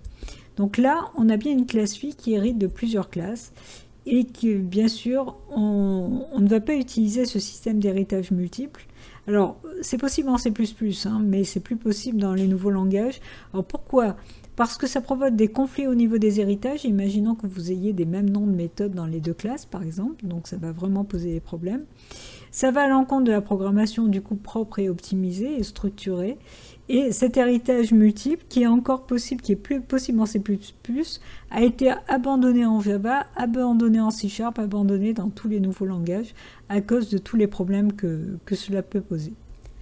Alors passons à une mise en pratique sur l'héritage. On va partir sur une autre classe, la classe personnage, où on a en privé le pseudo, en protégé la méthode est touchée et en public le constructeur, et puis différentes méthodes. Puis on a une classe mortelle qui hérite de personnage, qui a en privé la vie, et qui a entre autres dans le public la méthode emort et getVie. Et enfin une autre classe qui hérite de personnage, qui est la classe immortelle, qui a en plus un pouvoir en privé et qui a le getter sur le pouvoir. Donc imaginons trois objets préalablement créés. On a un perso qui est de type personnage, donc du type de la classe mère, un mortel de type de la classe fille mortel, et un immortel du type de la classe fille immortel. Donc pour chaque instruction qui va s'afficher, vous allez dire si elle est syntaxiquement correcte. Alors première instruction, un mortel.déplace de 2. Donc faites une pause et réfléchissez après chaque instruction pour voir si vous trouvez la solution. Donc là, un mortel, il est de type de la classe mortel. Donc j'ai accès à tout le public de la classe mortel et à tout le public de la classe mère. Donc là, je regarde s'il y a la méthode déplace, je ne la trouve pas dans la classe mortelle. Donc je vais chercher dans la classe mère et là, je trouve la méthode déplace qui attend un paramètre de type int et effectivement, je lui envoie bien une valeur de type int. Donc oui, déplace est bien public dans la classe mère, donc accessible. Println, donc affichage console, un mortel.getVie. Donc là, je suis toujours dans la classe, enfin plutôt, je suis toujours dans un objet qui est de type de la classe mortelle, donc j'ai toujours accès à la partie publique de la classe mortelle. Je regarde, j'ai bien un getVie qui n'attend aucun paramètre et qui retourne quelque chose. Donc je peux effectivement, j'envoie aucun paramètre et je peux effectivement afficher ce qui est retourné par getVie. Donc oui, ça marche très très bien. Println un immortel.getVie. Alors cette fois-ci, je suis dans un objet qui est de type immortel, ce qui veut dire que j'accède au public de la classe immortelle et éventuellement au public de la classe mère. Donc je regarde dans le public de la classe immortelle, je n'ai pas de getVie. Je regarde dans le public de la classe personnage, je n'ai pas non plus de getVie. Le getVie est en réalité en public de la classe mortelle. C'est une classe sœur. Je n'ai pas accès aux informations de la classe sœur. Je n'ai accès qu'aux informations publiques de la classe mère. Donc non, ce n'est pas possible. Il n'est pas dans la classe ni dans la classe mère. Println un immortel.pouvoir. Alors je suis dans un objet de type immortel, donc j'accède au public de la classe immortelle. Je regarde ce qu'il y a dans le public, il n'y a pas pouvoir. Pouvoir est en privé, donc je n'y accède pas. De l'extérieur toujours, on est bien d'accord que on est dans le cas où on est dans un objet, on utilise un objet qui est extérieur aux classes et on accède du coup qu'au public de la classe. Si j'étais par exemple dans une méthode de ma classe immortelle, j'aurais accès à pouvoir qui est en privé. Un mortel.etouché. Alors je regarde dans la classe mortelle, je regarde ce qui est dans le public, je ne trouve rien. Je vais voir dans la classe mère, je regarde dans le public, je ne trouve pas non plus. Effectivement, le étouffé étant protégé. Attention, le protégé n'est accessible que dans les méthodes de la classe fille et les méthodes de la classe mère. Mais il n'est pas accessible de l'extérieur. Pour l'extérieur, c'est comme si c'était privé. Donc je ne peux pas, à partir d'un objet extérieur aux classes, accéder à quelque chose qui est protégé. Un perso étouffé. Alors un perso est de type personnage. Donc je regarde dans la classe personnage si je trouve dans le public une méthode étouffée. Exactement comme on l'a vu juste avant, le étouffé étant protégé, c'est comme s'il était en privé quand on est de l'extérieur. Le étouffé n'est accessible que dans la classe fille. Donc un perso.étouffé n'est pas possible à partir du moment où on est à l'extérieur des classes. println un perso.pseudo. Donc là, je suis toujours dans la classe personnage, exactement pour les mêmes raisons que tout à l'heure. Je n'accède à partir de l'extérieur, à partir d'un objet de type personnage, je n'accède qu'au public. Donc je n'accède pas au protégé et encore moins évidemment au privé. println un perso.getV. Donc là, je suis dans un objet qui accède à la classe personnage, donc qui accède uniquement au public de la classe personnage, et je n'ai pas de getV à l'intérieur. En réalité, le getV est dans la fille. Donc la mère n'accède pas aux filles. On va voir plus loin, effectivement, le cas un peu particulier où on pourrait y accéder. Mais pour le moment, effectivement, il n'est pas possible de la mère d'accéder aux méthodes, en tout cas aux membres même publics des classes filles. Alors, on va commencer à aborder les notions les plus jolies de la programmation objet. Donc, commençons simple par la notion de surcharge. Alors, le problème qui se pose, donc là, j'ai mis une classe ARM où j'ai mis en privé le nom, en protégé puissance max, et puis on retrouve les setters, par exemple, sur puissance max et sur nom, et puis une méthode rangée, etc. Alors le problème, on va pouvoir créer une arme de deux façons différentes. Soit en initialisant le nom et la puissance au moment de la construction de l'arme, soit sans initialisation, et à ce moment-là, on prévoit d'initialiser plus tard avec les setters, d'où le fait qu'on a mis ces deux setters à l'intérieur donc de la partie publique. Eh bien, la solution, c'est de créer deux méthodes de même nom. Alors pourquoi de même nom? Là, on est carrément dans les constructeurs, donc on n'a pas le choix. Si on veut un constructeur, il faut forcément qu'il ait le nom de la classe.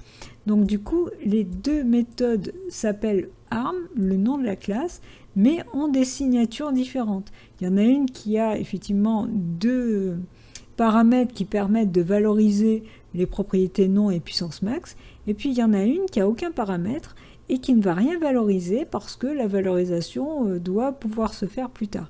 Et on est parfois dans des situations similaires où on a besoin de plusieurs constructeurs parce que suivant les situations, on a besoin ou non, par exemple, d'initialiser. Donc ce qu'on appelle une méthode surchargée, en fait c'est une méthode possédant le même nom qu'une autre méthode, mais avec une signature différente. Donc il va faire des choses différentes. Alors, cette notion de surcharge, en réalité, se décline en deux grandes catégories. On parle de surcharge simple ou de polymorphisme de surcharge. Dans le cas suivant, imaginons donc la classe ARM et la classe ARM longue. Et là, on nous dit, comme problème, on veut uniformiser l'utilisation d'une arme courte ou longue, la méthode utilisée au lieu de la méthode frappée ou la méthode tirée.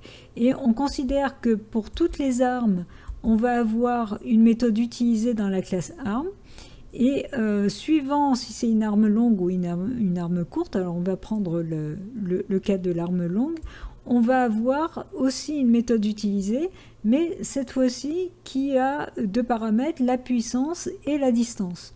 Donc on peut imaginer très bien que cette méthode utilisée dans la classe ARM fait un certain nombre de choses, mais que celle-ci fait des choses en plus, voire même utilise, voire même appelle la méthode utilisée de la classe mère. Donc on est un peu dans le cas de tout à l'heure où on avait deux méthodes avec le même nom et des signatures différentes, mais là ça peut être soit dans la même classe, soit dans une classe mère et dans une classe fille. Donc là on parle de polymorphisme statique de surcharge, qu'on appelle aussi overloading. Les méthodes sont de même nom dans deux classes différentes ou dans la même, comme on l'a vu tout à l'heure avec les deux constructeurs. Ce qui est important, c'est que les signatures sont différentes. C'est comme ça que l'ordinateur va faire la distinction. Il va être capable de reconnaître une méthode ou l'autre. C'est-à-dire que si vous êtes dans la classe arme longue et si vous êtes dans un objet de type arme longue et que vous faites point utilisé avec 2 paramètres, il va appeler ce utilisé là. Par contre, si vous faites un objet arme longue point utilisé avec un seul paramètre, il ne va pas le trouver ici, donc il va chercher dans la classe mère et il va trouver celui-là. Donc c'est grâce aux signatures qu'il va y avoir la distinction entre effectivement les différentes méthodes, même si elles ont le même nom. L'autre type de polymorphisme, qui est encore plus fort, ce qu'on appelle le polymorphisme de redéfinition. Alors je reprends la classe arme et la classe phi arme longue. Et on vous dit, ranger une arme longue nécessite les mêmes traitements que pour toutes les armes, plus certains traitements particuliers. Mais on a un cas un peu particulier, c'est que ranger n'attend pas de paramètres. Donc on va avoir 2 méthodes de même nom et de même signature, mais dans les classes différentes. Donc là, vous remarquez que cette fois-ci, l'ordinateur ne va pas les reconnaître par la signature. Là, pour le coup, on n'a pas le choix. On ne peut pas avoir 2 méthodes de même signature et de même nom dans la même classe. Donc ce n'est possible que si les 2 méthodes sont dans des classes différentes. On parle de polymorphisme dynamique d'héritage ou de overreading. Donc les méthodes ont le même nom et la même signature, mais sont forcément dans 2 classes différentes et dans la même hiérarchie. En tout cas, si elles sont dans 2 classes différentes qui ne sont pas dans la même hiérarchie, c'est pas du polymorphisme, évidemment. Là, on est vraiment dans le cas où on a du polymorphisme parce que on redéfinit la méthode d'une façon différente.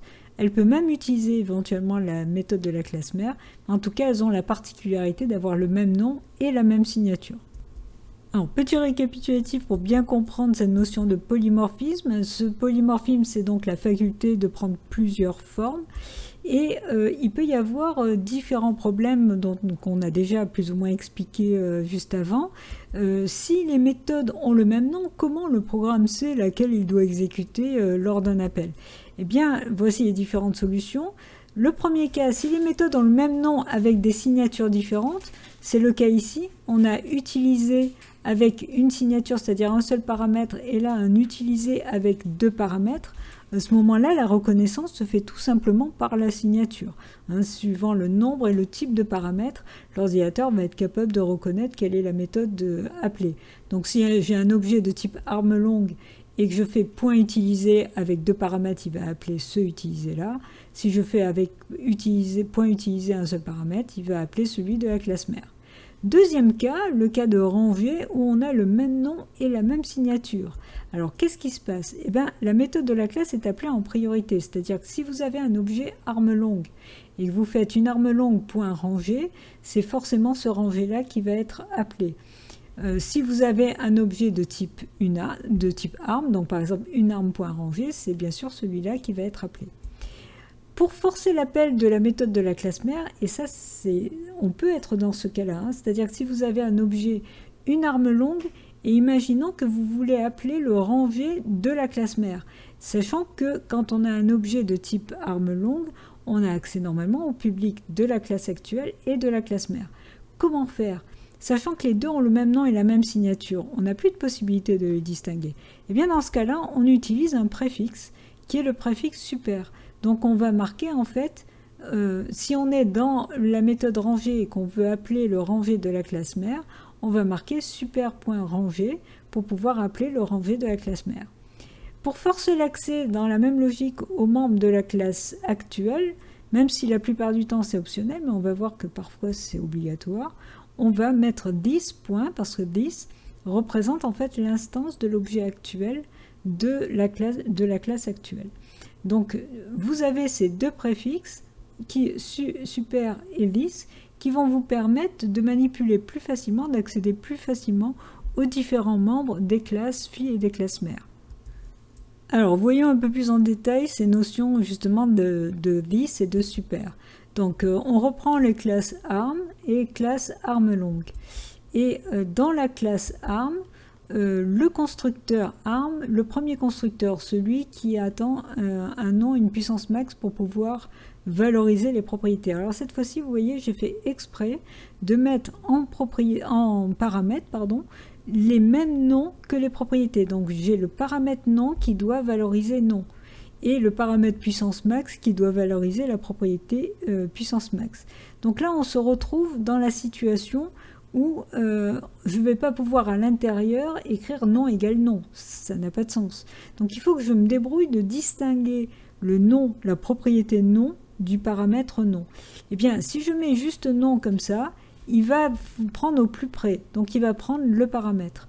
Si je veux repérer une propriété, je vous rappelle que this permet en fait de représenter une instance de la classe. Donc il suffit que j'écrive this.non pour dire attention, là c'est non, la propriété non qui m'intéresse. Avec this point, je peux accéder à tout ce qui est propriété et méthode de la classe. Donc la propriété non va recevoir le paramètre non. De la même façon, la propriété puissance max va recevoir le paramètre puissance max. Donc dans ce cas-là, le this est obligatoire parce que sinon, si vous écrivez non égale non, vous n'allez que affecter le paramètre dans le paramètre. Donc ça ne changera rien, ça ne permettra pas d'accéder aux propriétés. Autre cas, je suis maintenant dans armlong et j'écris la méthode utilisée qui a les paramètres p pour puissance et d pour distance. Et imaginons que j'écrive super.utiliser entre parenthèses en envoyant le p que j'ai reçu en paramètre. Donc si je mets qu'un paramètre et que j'écris super, vous remarquez que je vais appeler tout simplement la méthode utilisée de la classe mère puisque je suis dans la classe fille. Est-ce que le super est obligatoire? Eh bien non, il n'est pas obligatoire. Pourquoi? Parce que là, il y a distinction de signature. C'est-à-dire que puisque ici, il attend 2 paramètres et que ici, je ne lui envoie qu'un seul paramètre, forcément, il va appeler le utiliser de la classe mère, même si je ne mets pas super. Mais si je précise super, bon, bah, encore plus, j'insiste sur le fait que c'est dans la classe mère. Et ensuite, this.ranger. Donc dans ce cas-là, j'appelle la méthode ranger. Je vous rappelle que je suis dans le utiliser de la classe armlong. Donc j'accède à ce ranger-là. Est-ce que je suis obligé de préciser this pour pas qu'il aille chercher le ranger de la classe mère? Non, puisqu'il va chercher toujours au plus près. Donc il va chercher le ranger qui est déjà dans la classe où je suis actuellement.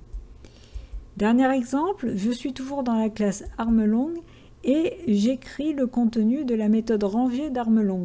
Et j'ai envie d'appeler le ranger de la classe mère. Eh bien, dans ce cas précis, le super est obligatoire. Pourquoi il est obligatoire? Parce que si j'appelle directement ranger, il va appeler le ranger le plus près, c'est-à-dire le ranger qui est dans armlong. Et du coup, je vais me retrouver avec une méchante récursivité, c'est-à-dire qu'il va s'appeler lui-même indéfiniment. Donc en mettant le super, on va bien le forcer à appeler le ranger qui est dans la classe mère. Voyons maintenant les différentes catégories de classes qui existent. Alors il y a d'abord la notion de classe métier. Dans un programme, il est nécessaire de manipuler des objets du monde réel, donc les joueurs, les armes, etc. C'est les différentes classes sur lesquelles on a travaillé jusqu'à maintenant.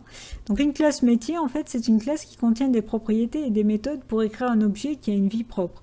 Une personne, un lieu, une chose, et qui serait d'ailleurs susceptible d'être mémorisé, par exemple dans une base de données. Donc vous avez envie de garder les informations des joueurs, garder les informations des armes, etc. L'écriture des classes métiers est vraiment sous la responsabilité du programmeur. Par rapport à son application, il a besoin d'un certain nombre de classes métiers qui vont permettre en fait de gérer les informations de son application. Il y a ensuite les classes techniques. Alors, il est parfois utile d'avoir des outils pour manipuler des objets de type spécifique, par exemple les dates, pour calculer le nombre de jours entre deux dates, etc. Donc on a des classes techniques, cette fois-ci, qui offrent un ensemble d'outils, donc comme vous pouvez voir par exemple ici, la classe date. Et donc une classe technique, c'est vraiment la notion de boîte à outils, qui permet de gérer des types techniques, des dates, des chaînes, des curseurs, des collections. Donc par exemple, je peux imaginer que je crée un objet de type date en lui donnant une date précise, un deuxième objet d'une autre date, et puis récupérer dans une variable date1.nb jour date 2 si jamais j'utilise ma classe qui est marquée ici et qui va me donner en fait le nombre de jours entre deux dates. Donc quasiment tous les langages vous offrent des classes techniques prédéfinies qui qui vous permettent en fait de faire un certain nombre de manipulations. Rien ne vous empêche de créer vos propres classes techniques, voire même de créer des classes techniques qui héritent de classes techniques existantes et qui ajoutent des fonctionnalités qui sont spécifiques dont vous avez besoin dans votre application. On peut imaginer une classe qui hérite de la classe date et qui permettrait de faire des choses en plus qui vont vous servir dans votre application. On parle aussi de classes génériques. Alors le but est de permettre de choisir le type au moment de la déclaration de l'objet. Alors c'est bien sûr primordial pour les collections d'objets, un outil qui remplace la notion de tableau, enfin le tableau classique que vous connaissez en programmation simple, qui permet de gérer de façon beaucoup plus puissante et efficace un ensemble d'objets. Donc imaginons la classe collection, et vous remarquez ici que j'ai mis entre inférieur supérieur type, parce que ce type va être défini au moment où on crée l'objet. Donc dans les différentes méthodes, on précise à chaque fois, on réutilise en fait ce type générique, et on voit très bien que lorsqu'on ajoute par exemple un élément avec add, on va ajouter un élément du type qui a été défini au moment où on a créé la collection. Pareil quand on veut récupérer un élément, un index précis, etc. Donc là, on a un type variant, et la classe générique, c'est la classe qui manipule au moins un type variant comme ça, non défini à l'avance, et qui va être paramétrable au moment de la déclaration de l'objet. Donc ça veut dire que quand vous déclarez l'objet, donc vous le déclarez de cette façon-là, c'est-à-dire que vous allez dire que les joueurs, c'est un objet de type collection, mais entre inférieur et supérieur, vous allez préciser à ce moment-là le type qui vous intéresse. Donc ça va être une collection d'objets de type joueur. Et quand vous instanciez la classe, là encore, vous précisez, entre inférieur et supérieur, le type des objets qui vont être dans cette collection. Donc ça sera un objet de type collection, mais pas n'importe quelle collection, ça sera un objet de collection d'objets de type joueur. Alors, voyons en pratique ce que donne la manipulation d'une collection. Donc j'ai la classe joueur qui contient le constructeur et une méthode tirée en public. Et puis j'ai la classe collection qui permet donc de créer des objets de type collection en précisant le type, et qui me permet d'avoir les méthodes cardinales pour avoir le nombre d'éléments de la collection, add pour ajouter un élément, del pour en supprimer un, index pour récupérer un élément, et get qui me permet, vous voyez, de récupérer un élément d'un certain type, le type de la collection. Alors, imaginons que je déclare une variable simple k de type int, et puis une variable, un objet joueur de type de la classe joueur, et une collection call qui est de type collection de joueurs. Donc vous voyez qu'au moment où je déclare call, je précise le type de collection que ça va être, ça va être une collection d'objets de type joueur. Donc à tout moment, je peux, évidemment, je peux créer, d'abord après avoir déclaré, je crée l'objet call en lui affectant une instance de la collection, en reprécisant que c'est bien une collection de joueurs. Et puis je veux maintenant ajouter un joueur à la collection.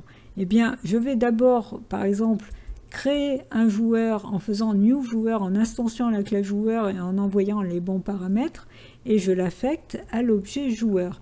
Une fois que j'ai créé ce joueur, je peux passer par mon objet call et je peux utiliser donc la méthode add qui va me permettre d'ajouter un joueur, sachant que l'élément qui est attendu est du type de la collection, donc du type joueur.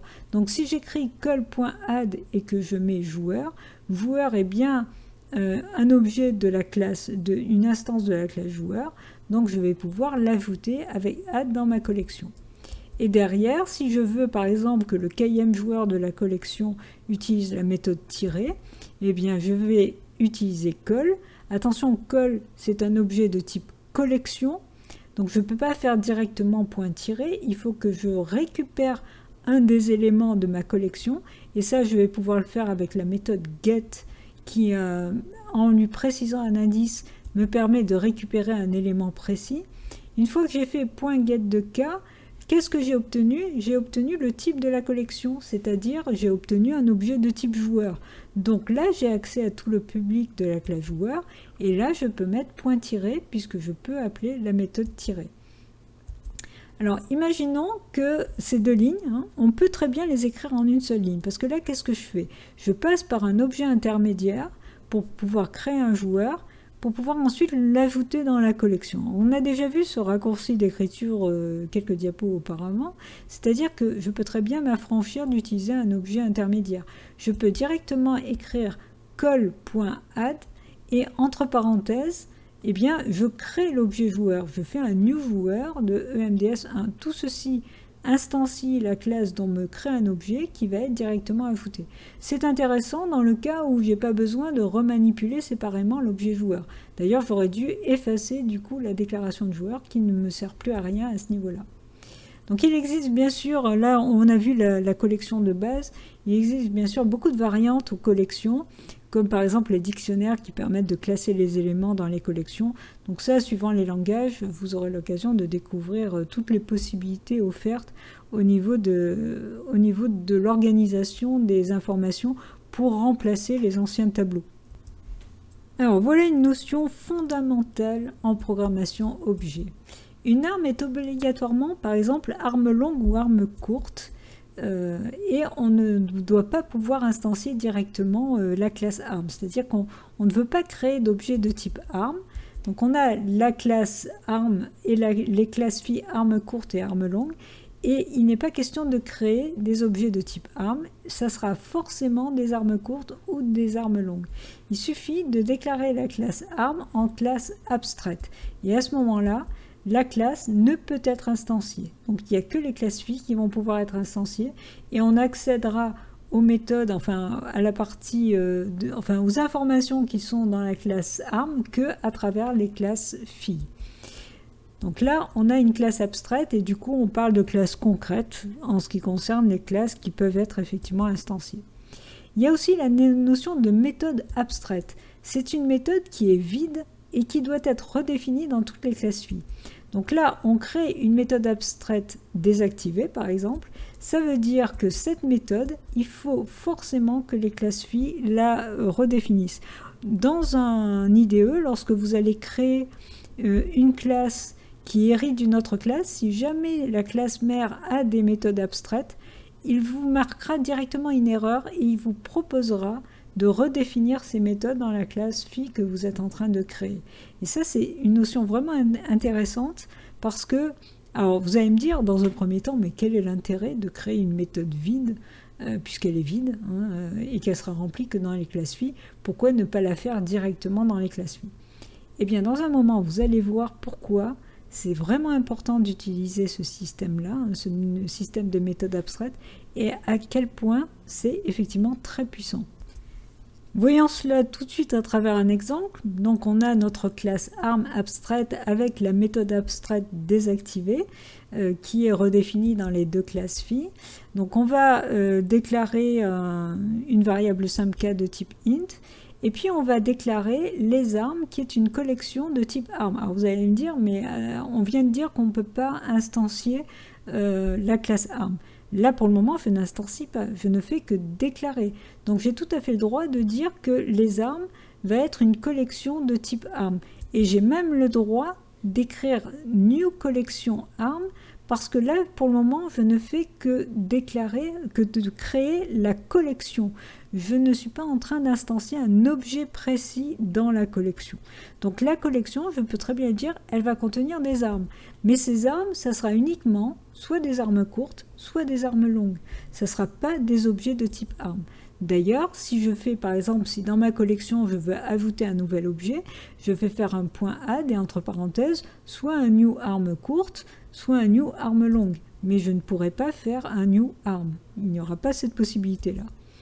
Et donc là, voilà, j'ajoute deux objets, deux types différents, mais qui sont quand même de type arme quelque part. On est d'accord que une arme courte, c'est une arme, et une arme longue, c'est une arme. Les deux héritent de la classe arme. Donc là, imaginons que je veuille utiliser la méthode désactivée dans l'ensemble de mes objets de la collection les armes. Alors, je vais boucler. Alors, il y a des méthodes plus rapides pour boucler, mais là, je vais utiliser la méthode simple. Je vais boucler sur toutes les armes de ma collection, donc je démarre à 0 et je vais jusqu'à lesarmes.cardinal-1, puisque je fais k inférieur à lesarmes.cardinal. Je vous rappelle que cardinal, on l'avait vu précédemment dans la classe collection. En fait, ça nous retournait le nombre d'éléments de la collection. Eh bien, à chaque tour de boucle, j'ai tout à fait le droit d'écrire lesarmes.getk.désactiver. Qu'est-ce qui va se passer précisément? Eh bien, il va spontanément récupérer, lorsqu'il récupère le getK, il récupère un objet de type arm. Et comme dans la classe arm, il y a la méthode désactiver qui est abstraite, l'ordinateur sait qu'elle est forcément redéfinie dans arme courte ou arme longue, Donc il va regarder le type de l'objet récupéré, il va regarder si c'est soit un objet de type arme longue, soit un objet de type arme courte, et il va appeler la bonne méthode. Et là, on est vraiment dans une notion extrêmement puissante, qui vous permet énormément de simplifier les choses, c'est-à-dire que vous n'avez pas besoin de vérifier le type de l'objet, il va appeler automatiquement le bon objet, enfin la bonne méthode par rapport à l'objet concerné. Autre notion intéressante, la notion finale. Donc on parle de classe finale, c'est une classe qui ne peut être héritée. Donc vous ne pouvez pas créer une classe qui va hériter d'une classe qui est une classe finale. Et ça peut être effectivement intéressant dans certains cas quand vous avez peur que certains éléments de votre classe puissent être détériorés suivant les classes phi que l'on va créer. Donc vous pouvez bloquer l'héritage en créant une classe finale. Une méthode finale qui ne peut être redéfinie. Donc dans la même, alors là évidemment dans une classe finale c'est pas très difficile puisque vous ne pouvez pas avoir de classe phi, mais en tout cas si vous définissez une méthode comme finale, même si on crée une classe phi, on ne va pas pouvoir redéfinir cette méthode avec donc même nom et même signature. Et enfin, une propriété finale, c'est une propriété qui ne peut être modifiée. Donc là, on est vraiment dans la notion tout simplement de constante. Vous initialisez directement votre propriété et cette propriété ne pourra pas varier. Donc, c'est vraiment une constante de votre classe. Voyons maintenant la notion d'interface. Alors attention, on ne parle plus de l'interface qu'on avait vue précédemment, qui était la partie publique d'une classe. Là, on a affaire à un type de classe un peu particulier.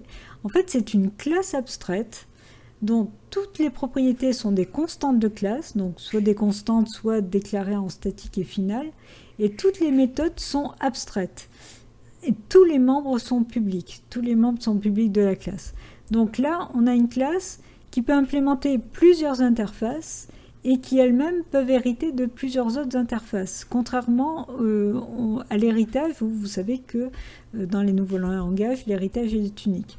Donc on peut avoir par exemple une classe, n'importe laquelle, qui hérite uniquement d'une seule classe, une classe mère. Par contre, elle peut implémenter, c'est-à-dire faire appel à plusieurs interfaces différentes. Alors vous allez me dire, ok, mais à quoi ça sert une classe qui quelque part donne l'impression d'être vide, puisque enfin, elle contient des constantes et elle contient que des méthodes abstraites. Or, les méthodes abstraites, ce sont des méthodes vides et tous les membres sont publics. À quoi cela peut bien servir? Alors, une interface, ça sert essentiellement à formater des classes. On va prendre un exemple et vous allez vite comprendre l'intérêt.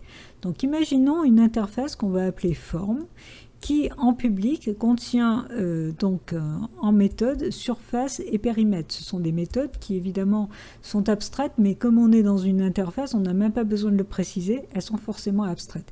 Ça veut dire qu'elles sont vides, et ça veut dire que toute classe qui implémente cette interface va redéfinir obligatoirement surface et périmètre.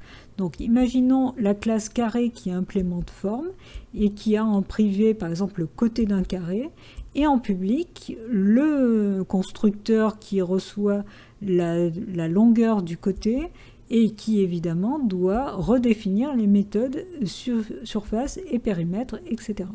Et puis une autre classe, cette fois-ci la classe rond, qui implémente aussi forme, qui en privé a cette fois-ci le rayon du rond, et qui en public a un constructeur qui reçoit la valeur du rayon, la taille du rayon, et qui doit évidemment redéfinir les méthodes de l'interface, donc surface et périmètre.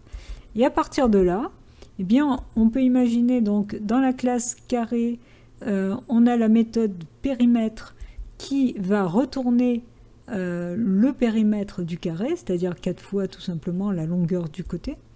Et puis, on a dans la classe rond le périmètre qui, cette fois-ci, attention, évidemment, ne retourne pas le même calcul, puisque c'est 2 pi r, le périmètre d'un rond.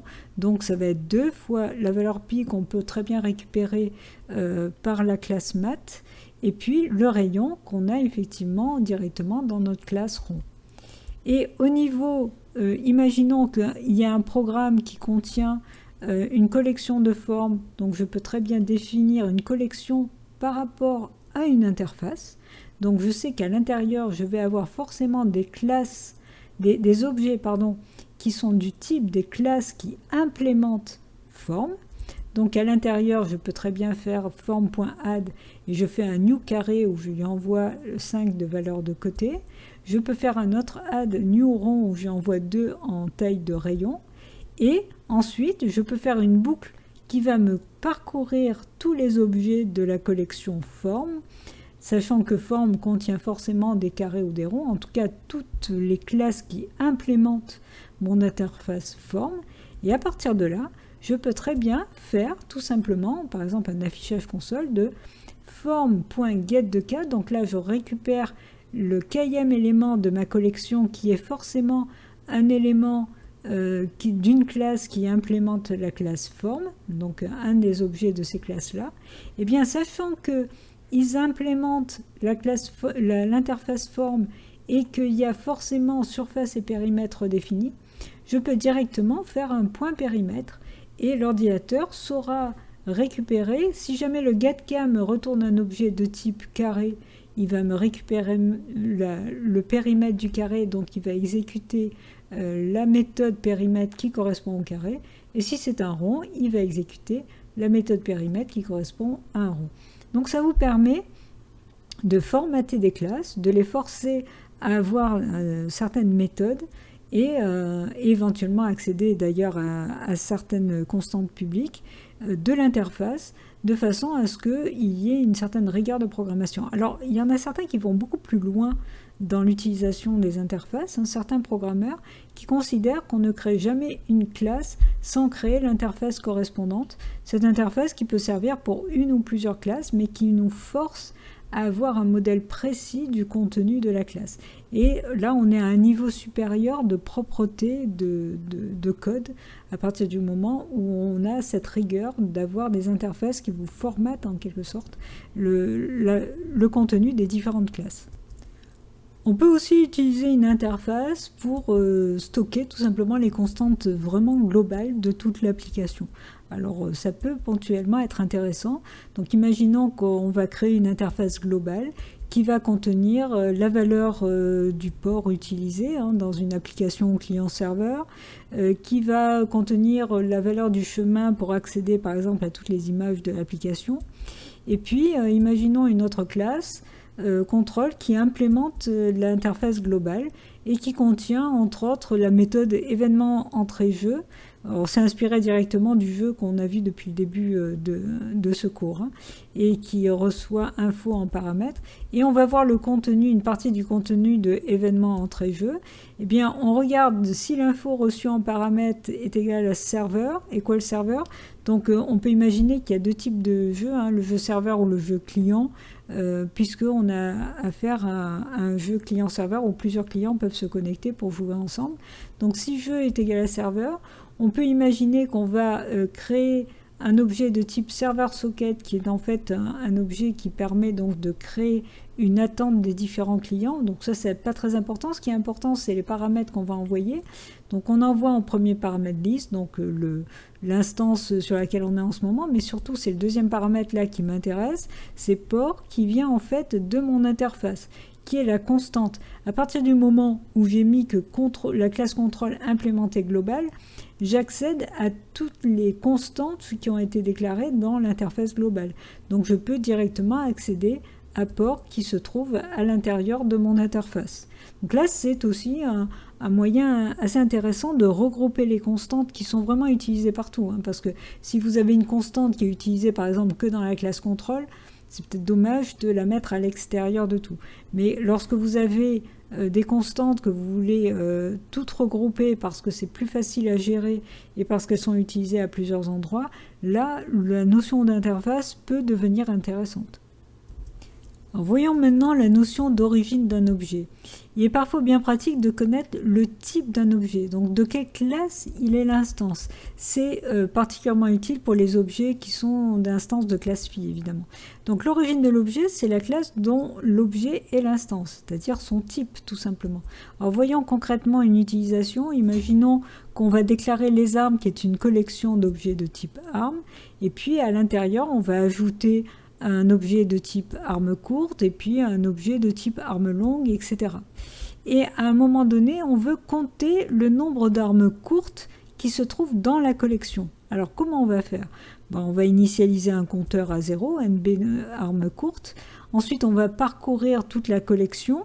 Et dans ce parcours, eh bien, chaque arme qu'on récupère dans la collection, donc imaginons que je passe par un objet intermédiaire arme, je suppose que je vais les déclarer au-dessus. Donc arme égale les armes.get de k, donc je récupère la kème arme qui se trouve dans ma collection. Eh bien j'ai le droit de faire ça, de faire if arme instance of arme courte. C'est-à-dire je regarde, là je suis en Java, après vous avez d'autres syntaxes suivant les langages, mais en tout cas il existe toujours une syntaxe qui vous permet de vérifier quel est le type de votre objet. Donc si arm est une instance de arme courte, ça veut dire que arm est un objet de type arme courte. À ce moment-là, je peux incrémenter mon compteur et je vais pouvoir afficher à la fin la valeur du compteur. Donc cette façon de vérifier l'origine de l'objet va être bien pratique dans certains cas parce que vous allez pouvoir savoir le type, en particulier quand vous avez affaire à des objets de classe phi. Et ça va vous permettre de repérer le type pour éventuellement accéder même à certaines méthodes qui sont spécifiques à certaines classes phi. Alors dans la même logique, vous allez voir pourquoi on a la notion de casting, ou qu'on appelle aussi transtypage. En fait, il est parfois utile de changer le type d'un objet, car le type n'est pas toujours connu au moment de l'utilisation. Donc caster un objet ou transtyper un objet, c'est tout simplement changer le type de l'objet si évidemment c'est possible. Alors, voici la méthode la plus classique de notation pour transtyper un objet. Vous allez mettre l'objet que vous voulez caster, ici, objet 2.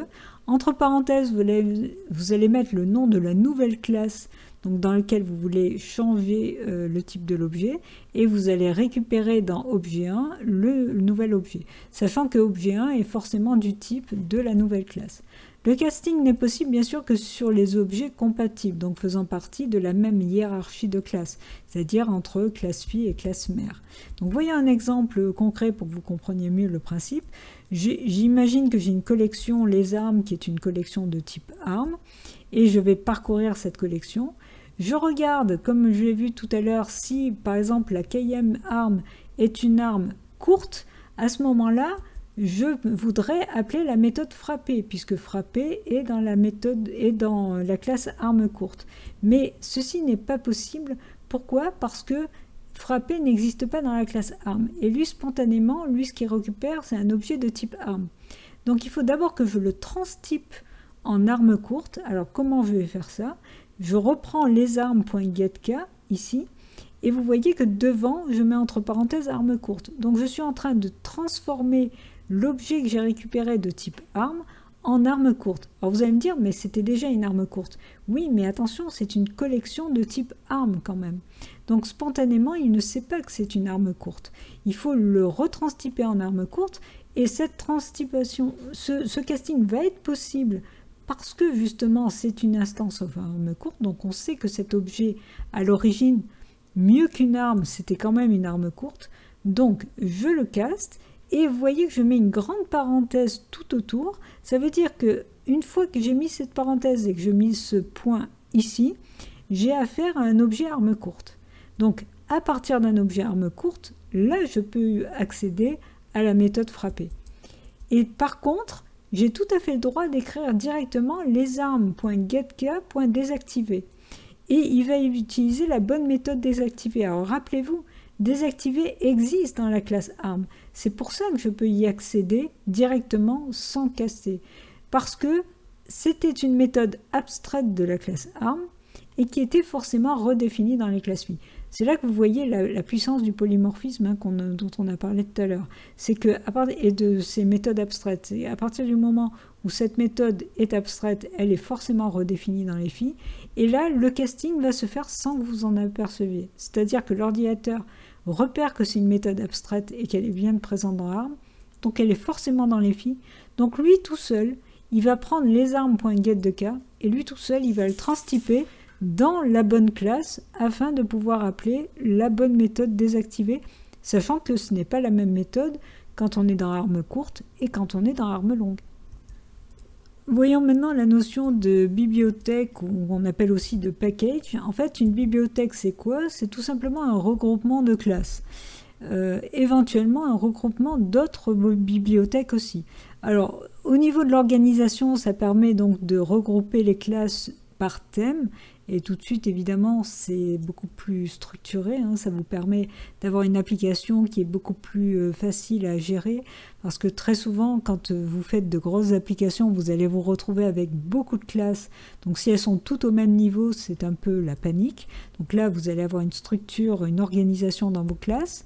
Au niveau de la réutilisation, eh bien, évidemment, c'est très intéressant de créer des bibliothèques que vous allez pouvoir réutiliser, regrouper des classes dans une bibliothèque que vous allez pouvoir réutiliser dans une autre application.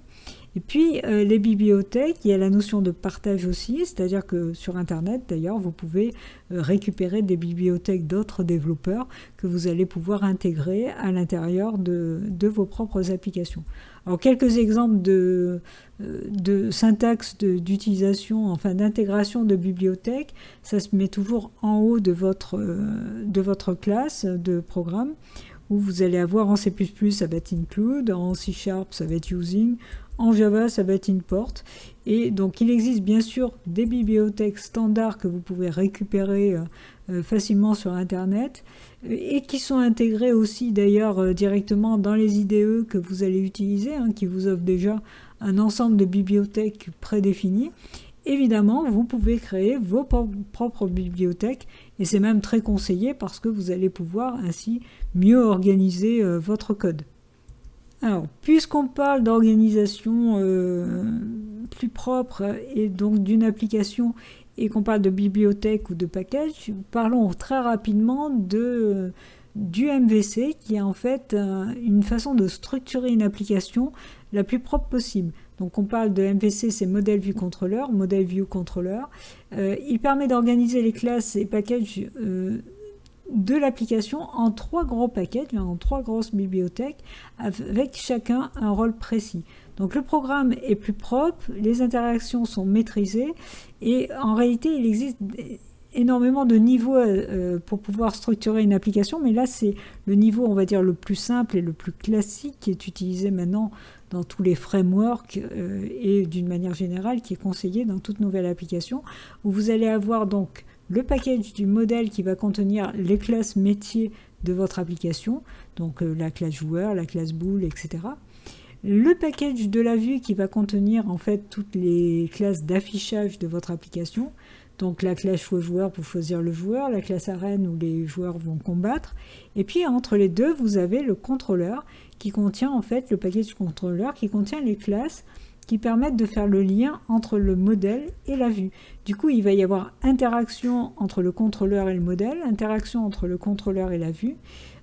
Changer l'affichage n'a pas d'incidence sur les données sur le modèle, et changer la gestion des données n'a pas d'incidence sur les interfaces. C'est le contrôleur qui, entre les deux, va s'occuper de tout l'ensemble.